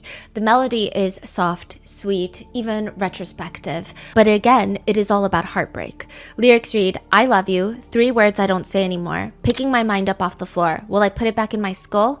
No, not ever, because you said we were forever. That's some fable. I can't move on." The top comment now reads, "So he killed her for trying to move on from him? She was finally outgrowing him and he couldn't deal with it?" This all comes out the day after her birthday. Coincidence or not, it's up to you, but adding more to the birthday coincidences, David's last Instagram post is from September 7th, 2025. 1 day before her body is found, on her, what was supposed to be her 15th birthday. The post is him promoting his Withered Deluxe album, which was scheduled to be out September 19th, which is 2 days after her body is identified. It has since been pulled. The deluxe album is not out. The original Withered album is out. But he writes in the caption, "Every song written exclusively by me on my phone, baby. This is a passion project I put together to make sure I didn't lose the raw emotional weight my music carries and how much it means to you all. Thank you to all my friends who collaborated with me on this. Everyone ate their verses up. Heart, heart, heart." So are people reading too much into it or not? I feel like that's something only time will tell. If David is found guilty, then everyone will agree, no, we were not reading too much into it. We, as in collective internet. If he's not arrested, if there is evidence that comes out that shows that he's not connected, which At this point in time, it seems like it would have to be the most insane explanation. It would have to be like the most even crazier than what's already happening. And what's already happening is already so bizarre that I don't know if my mind can even comprehend what possibly could be the explanation. But if that were the case, then yes, people are going to think that, oh my gosh, the internet overreacts. They were reading way too much into it. They need to go touch some grass. So it's just only time will tell. But to give you some full context, in an interview, David says his mom was confused how he's coming up with all these lyrics because he's dropping a song a week at one point. She's asking him, you're homeschooled. What do you know about love? What do you know about heartbreak? David says, I would go on Discord, I would go on Fortnite, and I would go to the squad fields. It's where you can just talk to people. And I would just let people talk to me and just tell me about their lives. I was just an open door and an open outlet for my peers and my friends to just vent to me about different things in their personal lives and stuff like that. And I would basically just take their lives, write songs about them, and write songs for them. And they didn't even know it. It was just the most beautiful thing. It's so poetic to be able to kind of take somebody's life and put that in a song and then have millions of people resonate with things that aren't even about me. So maybe we are reading too much into it. Maybe none of this has anything to do with Celeste. However, Discord. Discord is where everything is coming out. Screenshots of the past, conversations with someone who could be Celeste. There is so much happening on Discord, and even David has spoken extensively about Discord. So he talks about Discord like he's on there every day. He would tell Zach Sang, like, I was streaming. I'd be like, let me get on Discord. Let me invite 100 people on Discord and get on a video call and let's all listen to my album together. He says sometimes, like, I guess the most important part is that my Discord likes it. My Discord is my core fan base. You know, if someone's not vibing with someone at Interscope, I'll be like, I sneak it in the Discord and leak it myself. He says, that's why I use Discord so much. That's why I'm on Instagram and TikTok so much, because the people that are listening to my music are the ones that are going to stick with me, are the ones that I want to hear feedback from. Recently, the moderator for David's Discord posted a message. We, the Discord and Twitch staff team, want to clarify what we know. Also, a lot of older people have taken this to mean that Discord and Twitch, the company, have made statements. These are like these are mods, okay? They're just like normal people that can moderate a subreddit or can moderate a Discord. They're not affiliated with the actual company. This is after everything that's happened. Okay. Yes. We, the Discord and Twitch staff team, want to clarify what we know and didn't know regarding Celeste. We were not aware of her true age or that she was a missing person. We also did not have any contact with her outside of what was public. From what was shared in David's Twitch streams and from her role in the server, we understood her to be around 18 to 19. She appeared in 2 streams but was otherwise not active in the server, and we did not have ongoing communication with her. Most of us are not located in California, so we are not aware of any missing persons reports connected to her. The mention of her full name within the server was not seen in real time due to how fast the chat moves when David pings everyone. We no longer associate with David. We do not support his actions in any capacity. We are deeply saddened by the situation and extend our prayers to Celeste's family. May she rest in peace and may her family receive justice. This comes after Discord moderators are seen trying to purge the server of messages and pictures. What? Yeah, there was a whole thing where they're just purging messages, deleting. But I will say, in the United States, Discord does frequently cooperate with the authorities to turn over relevant data. It's definitely easier to get information in the US from Discord. Okay, so they said Celeste appear in 2 streams? Oh yeah, we're going to be talking about that in a second. Oh. But there's a lot happening on the Discord, along with people alleging that from 2023, there are screenshots of the Discord chats. And they comment in 2023 that David only adds underage girls. The users are agreeing on Discord. They say, I know, right? Or commenting, I'm not joking either. Some say they're usually like 15 or 16 too. Another says, what the fuck? David's a pedo? This is from March of 2023. So this is a year before Celeste is even reported missing. There's another message of an underage girl allegedly talking to David, and he allegedly texts her, Hola. Okay, so I've been up all night thinking logically about you, work, life, relationships, and realized something that you'd agree with if you see it the way I do. Who's talking right now? David. Okay. Allegedly. Straight from my heart, I really, really, really, really love you. But I have been checking my schedule for the rest of this year and next year, and I'm barely in Texas. I believe long distance relationships work under the right conditions, like you being able to travel with me, etc. But you're still in school. With that being said, I don't like hiding anything from anyone. I would love to have a public relationship with someone, but the way this is going, it's just we would have to be secret or something. I want you to be happy, but you still have so much left to do in these last 2 years of high school, and it may change your view on this entirely. And I would gladly wait for you if we were both in the right headspace when that time comes. I still want to be there for you, though, and talk like we did before it got complicated, LMAO. I love and care about you and need to make sure you're not alone. We are still interlinked. Wait, who is this? What is this? This is another person coming out saying that these are text messages that David had sent her and she is underage. These are text messages? Yes. And she came out with this and that's it? Yes. Okay. Then another message. Please express yourself thoroughly. Please no okay or kk. I want to know everything going through your head. Which, if this is true, is really bad. Other girls have come out on Reddit to post screenshots of DMs on Instagram that they've received from David, allegedly. With one writing, he followed me in 2023 when I was well under the age of 18, and these are our texts. I also remember one of his friends saying in a group chat that I was in, saying all David follows are teen girls, something along the lines of that, so there must be other victims. The DMs she posts are flirtatious. Wait, 2020, when? 2022? 2023. 2023, so 2 years ago. Yes. So David was 18. Yes. But she's saying she was well under the age of 18. Okay. So, I mean, if the rumors are true, he might have allegedly started talking to Celeste when she was 11. So it's not like he just turned 18 and she is about to turn 18 in 3 months. She said she's well under the age of 18. Not like 17 turning 18 in a month. Type of situation. The DMs she posts are flirtatious. David's responding to her story saying, LMAO, I swear you're shorter than me. And she responds, nah, you're mad because I guessed your real height. No, you didn't. Let me find out you're like a... And then she responds, what you be wearing these days? It's giving Lil Uzi Vert. He says, stop. And he gets very excited when she tells him that she's going to see him perform and it's a must for her to attend his concert because he's literally on her phone case, which people comment the way he texts. So I don't know. I'm inclined to believe, because I like to just believe when people are speaking out about someone, especially when they're in a position of power, especially when the people speaking out are allegedly children. It's vastly different text messages.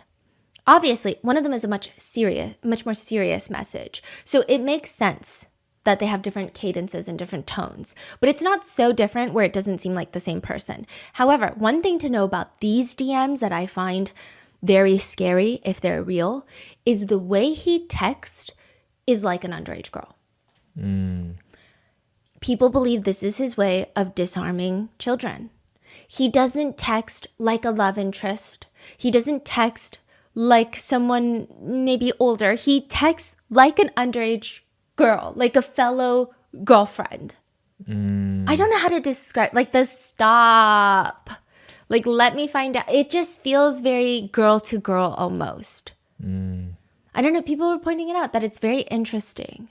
Then there are just other questionable Discord chats that are being released. Screenshots of what appears to be David's account on Discord writing in the chat, gore over porn. I used to be addicted to watching gore videos. I love gore.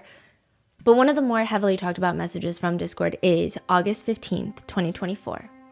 4 months after Celeste is reported missing, 14 months before her body is found. Someone on the server writes, drop the song with the missing girl Celeste Rivas Hernandez, which is apparently a demo that has leaked in December of 2023. So this is not a recent posting of a song. If that were the case, a lot of people would think that it's AI generated. But this is 4 months before Celeste is reported missing. The lyrics read, so this is what it's like to not need weed to get me high. I love it when you hold me when you cry. Just because, be my Valentine. I want to make Cupid suicidal. These are the kind of thoughts that cross my mind just because I love you so much, I love you so much. Darling, I would love to ease your mind, but you only open up when you get high. If I had the money, I would buy us time just to get by, just to stay high. Oh, Celeste, the girl with my name tattooed on her chest. Smell her on my clothes like cigarettes. I hear her voice each time I take a breath. I'm obsessed. Oh, Celeste. Afraid you'll only love me when I'm undressed. But you look so damn gorgeous in that dress. Missing you so much it makes me depressed, but I digress. I love you so much. Netizens are confused. He says Celeste has a tattoo of his name on her chest. Speaking of unreleased songs, there is a video of David. It seems like he's playing a song for his Discord, which this seems to be one of the more verified unreleased songs. It seems like it was scrapped from his newest album. But in the beginning, you hear a girl's voice, almost like a voicemail, and she's saying, You were one of my best friends, and there's a lot of alcohol in my system right now, so you could just ignore all of this message because I miss you so much. Notable lyrics from that song include, Nobody ever caught me, but I've spoken too soon. In the back of a police car. I forget whatever I knew. I ain't telling nothing. Do the same if they ask you about how you make me feel. I get so high, I forget what's real. Baby said she forgot me. Huh, do I need to come remind you? I try to give you all my sense. I even started drinking less, but I'm still so messed up in my head. Maybe I should try to settle for less. Maybe I should ask my mother for what's best. I don't even like it when you get undressed. Even when we're home alone, we don't ever have sex. I'm talking about how you make me feel. I get so high I forget what's real. I'm sorry, this is bullshit how you make me feel.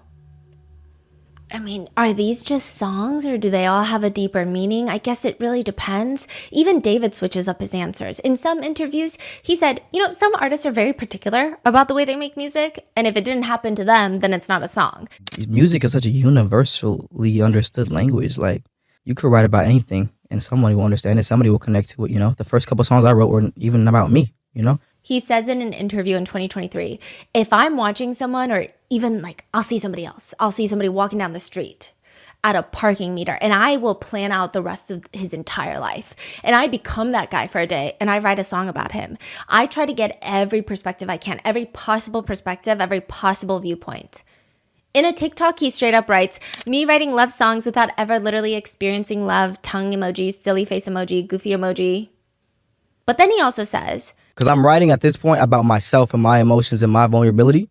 And I wasn't doing that a lot last, couple projects because I was homeschooled. Yeah, I didn't have nothing to talk about like that. And people were asking me, how'd you write all these beautiful songs when you have no relationship?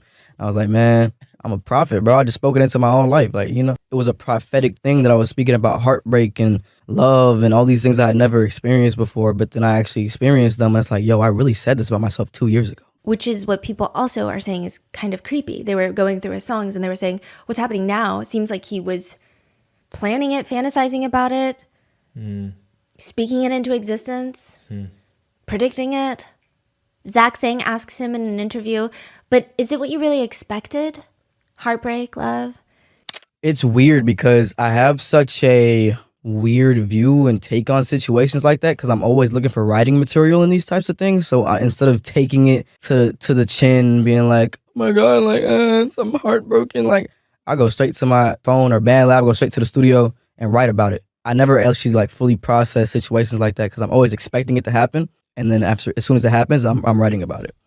When you say expecting it, meaning you get into a friendship, expecting it to end in a devastating, tragic, sad way so it can inspire art, are you almost manifesting it to a certain degree? Hope I'm not. I really hope I'm not because it feels that way. I look back to old songs like Life's a Dream and all these songs I wrote in my sister's closet in 2022 when I'm looking at my life in the past 8 to 9 months. I'm like, whoa. Bro, these songs are soundtracking my life. And when was this interview? This one was recent. This year. So the 8 to 9 month is pretty recent. Yes. Wow. Seems like he's referencing early 2025 and 2024. And the songs were the ones that you were talking about at the beginning? Romantic Homicide, Here With Me. All those sounds. Yes. Oh. In another interview, he says, I feel like the songs I made in 2022 and right now are being made in advance. And it's so crazy to be able to like listen to the EP and have things connect to me now that didn't connect to me when I made them. Like I made them in advance and I made them for my future self, like a diary almost. And every time I listen to my songs, I'm like rereading this diary and seeing, I'm getting advice from my past self. It's kind of like a weird experience. There's a video of David also performing on stage in a bloody dress shirt. I believe this is like an unreleased song that he is performing. First performed June 29th, 2023. The lyrics could mean everything, they could mean nothing, but netizens find it interesting. It's, I don't care about the law when I'm with you, cause I be breaking it all the time. I need you to know that life get crazy, so won't you let me slow it down? Yes, no, or maybe. I take it as a yes because you're still around. Ain't that a felony? Dark hair, brown skin, love that melody.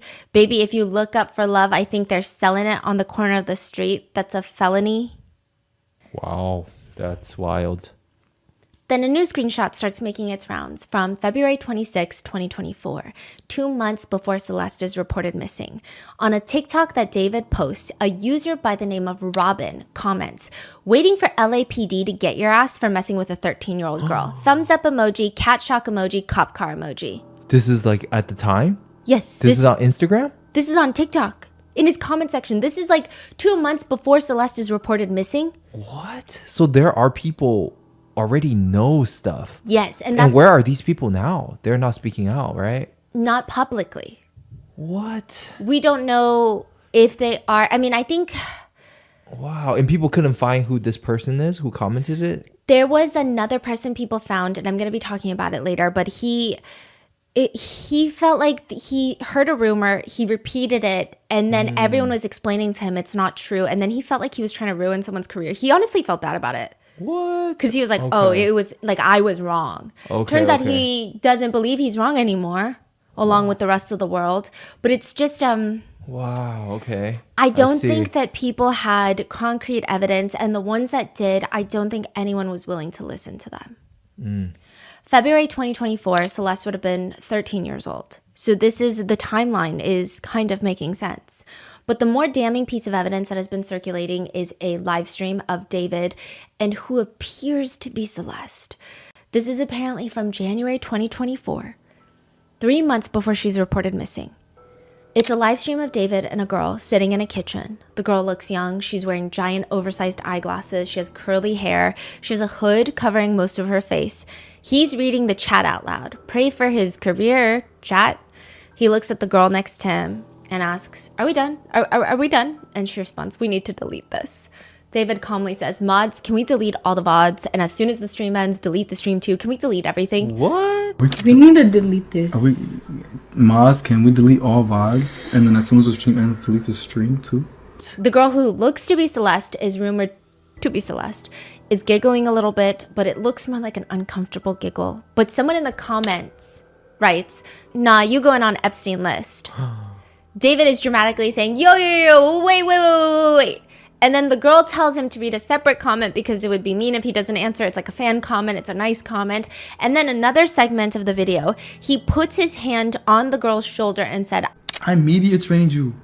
No, you didn't. That's controversial. It's controversial of kids. I'm lost. What is happening? So he's live streaming with a hooded girl that he'd never introduced who this is. We only have random snippets of this live stream. We haven't been able to find the full live stream. So no context. Nobody knows what's going on here. Yeah, it's just, we know there's, you're going on Epstein's list comment. We know that she says, is it controversial of raping kids? Because he says, I media trained you. That's controversial. No, you didn't. It's controversial of raping kids.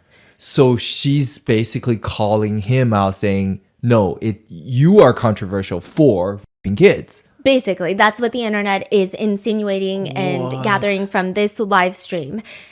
She starts covering her mouth and laughing, and both of them decide they're going to get off the stream, and David ends with, delete everything, everything goes. Really good. Okay, it's been a good one. Bye guys. Mwah, mwah, mwah, mwah, mwah. Oh my! Delete everything. Delete everything. Everything goes. and the stream ends, which feels like evidence enough that something bad is happening. And there are other sightings of what appears to be David and Celeste together, like one where he's seen with a girl wearing a Gap hoodie. Celeste's missing child poster is her wearing a Gap hoodie, the same Gap hoodie. Then video snippets of David bringing a girl to other streamers' houses, and she introduced herself as Celeste. Hi, how are you? Celeste. I've been chilling, just vibing. She's like shaking Jason DeWeen's hand, and she's like, I'm Celeste, right? Hold on, okay? There are other videos of her being pulled in backstage at a concert wearing pink leggings. So now people are like, why haven't the authorities arrested him yet? Well, for one, this makes things much trickier because now there are two Celestes. In David's life, there are two girls named Celeste. One of them was found dead in his trunk. The other one is very much alive, and she is not a minor. She's an adult. She's around the same, I think a year or two older than him.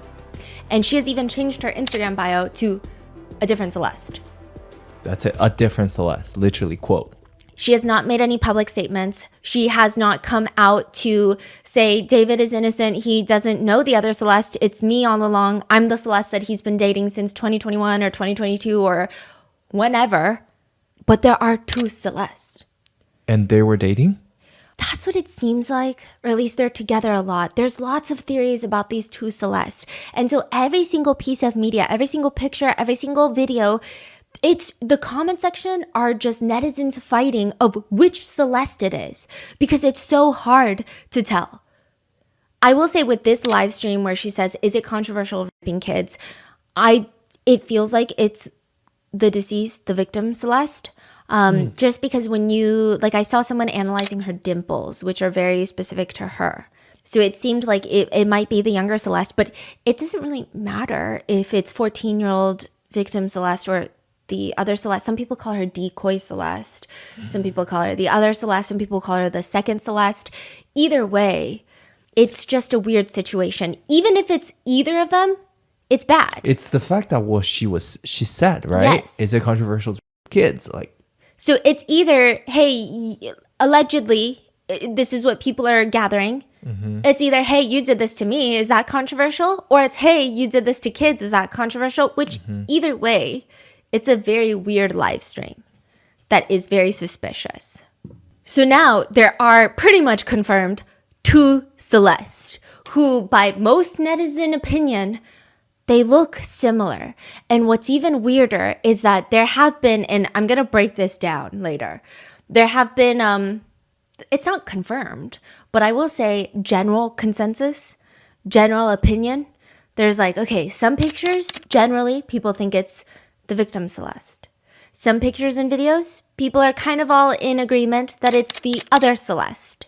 So there's everyone sorting these media files of screenshots and pictures and videos into which Celeste is it? Which one, right? But this is where it gets confusing.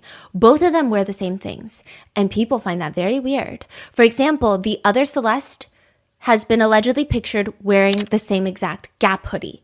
I don't know if it's the same one as in one of one, but it's the same color, same look. Wow. So I can see the conspiracy behind that. Yes. Okay. Because also another thing, right? The Celeste, it's just so tricky. The other Celeste is allegedly the one that David would bring to events with him. And she would introduce herself as Celeste because that's her name. And remember how I mentioned she would go to live streamers' houses? Jason DeWeen is a name that has been popping up. He's like a live streamer, and he had to clarify later that the Celeste that he met at the FaZe Clan house was not the one that was found in his trunk. It was this Celeste, who is of age. The girl that I met named Celeste at the FaZe house is not the same Celeste that was killed. And it seems like this Celeste has actually met a lot of people and has been out publicly with David. And so even the Discord mods, they were saying we were all under the impression that she was 18 or 19. So now people are like, wait, are they talking about the other Celeste? Or are they saying that they thought younger Celeste was older? Because the police have confirmed that the younger Celeste did have multiple fake IDs, which she would use to get into establishments that were 18 and up. So there are anecdotes online that are saying, I think that I met the younger Celeste, but I don't know because we were in a place where you had to be 18 and up to get in. So I assume she was not, but I don't know. Yeah, I see. So it's just very confusing, and they look similar from afar, and it almost seems like they dress similarly, whether it's on purpose or not.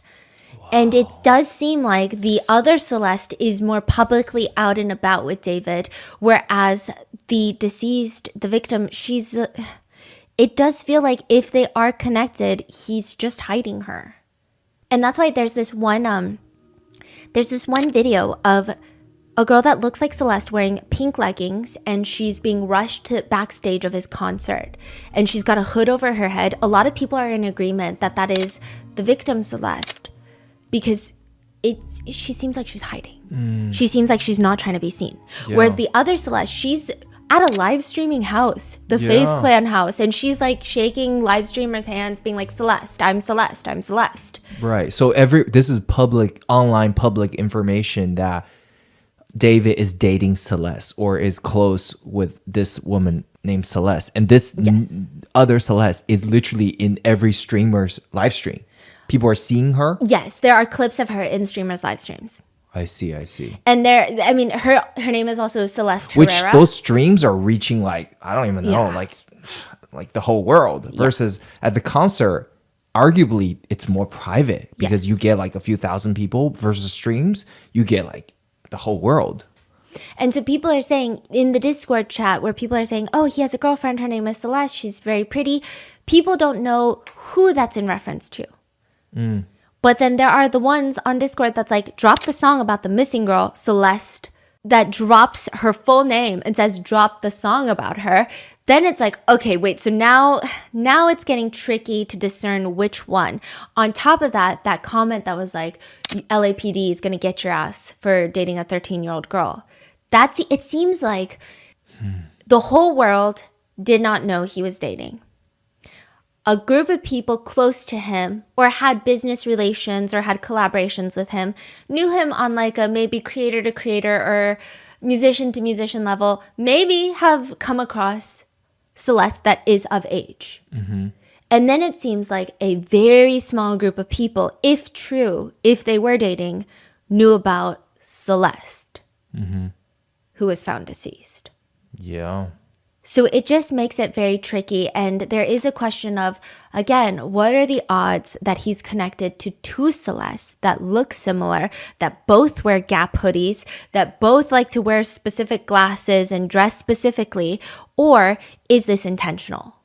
Is there any other, not girlfriend or any other woman or any... that looks similar? Or just anyone else he's allegedly dated in this period? Is there other girlfriends or... There is one friend who was spotted out with him publicly frequently, and she had to make a statement saying that she doesn't want to talk. She'll talk when she is ready, and there's just a lot going on. But people point out that she also has very curly hair and looks like Celeste. So it's just like netizens are confused. So there are conspiracies. There are theories online that he started dating another girl named Celeste that is of age, that looks like the victim, the child Celeste, but is an adult. And so when people say, hey, you dated a minor named Celeste, he can say, no, you're mistaken. She's not a minor. She's an adult. You can check it out. You can see her ID. Her name is Celeste, and she's an adult. So those pictures are of my adult girlfriend that you just assumed was a minor. Some people think that's what was happening. That's the speculation online. And maybe it is working because the internet cannot seem to agree on multiple different videos and pictures of David and Celeste, whether or not this is the Celeste or the other Celeste. Some netizens are even wondering if maybe he's innocent because of all of this. They're saying, what if it's a setup? What if he's getting framed? What if he's only ever dated older Celeste? And all of this has been to publicly take him down and frame him for murder, which I would say would be an insane theory if true. Like, I don't even know. I feel like the odds of getting stuck in a black hole in outer space would be higher. But again, nothing is impossible. Never say never. I don't know what happened. I'm not personally involved, but it's just, it's a crazy theory. One person sums it up pretty nicely, which is, y'all keep saying it's two Celeste. The minor one was found dead in his car. Like, why are y'all trying to skip over these important details? The other Celeste isn't important right now. Because some people are using the other Celeste to say, oh, he's innocent, he was dating the older Celeste. But it still does not negate the fact that the young Celeste, the child, the 14-year-old girl, was found deceased in his trunk. Mm-hmm. But I think that's where I am going to leave you with this episode for today. I'm going to try and film the rest and get it up in a day or two after you're seeing this. There is so much information, such as the theories that Celeste was going to leave him, tell someone that he was grooming her, theories that Celeste was pregnant, Discord chat logs where David says that they're expecting someone, allegedly, expecting a kid, allegedly, theories that Celeste was sacrificed for fame. Just a lot of theories ranging from wholly unrealistic to plausible, and all the songs and lyrics that have been dissected and analyzed that netizens have used to support or deny those theories, because all of his songs have been analyzed, are going to be in the next video, along with netizens being upset with Celeste's family and why David hasn't been arrested yet. All of that's going to be covered, and I'm going to try to get that up for you ASAP. So with that being said, stay safe, and I will see you in the next one.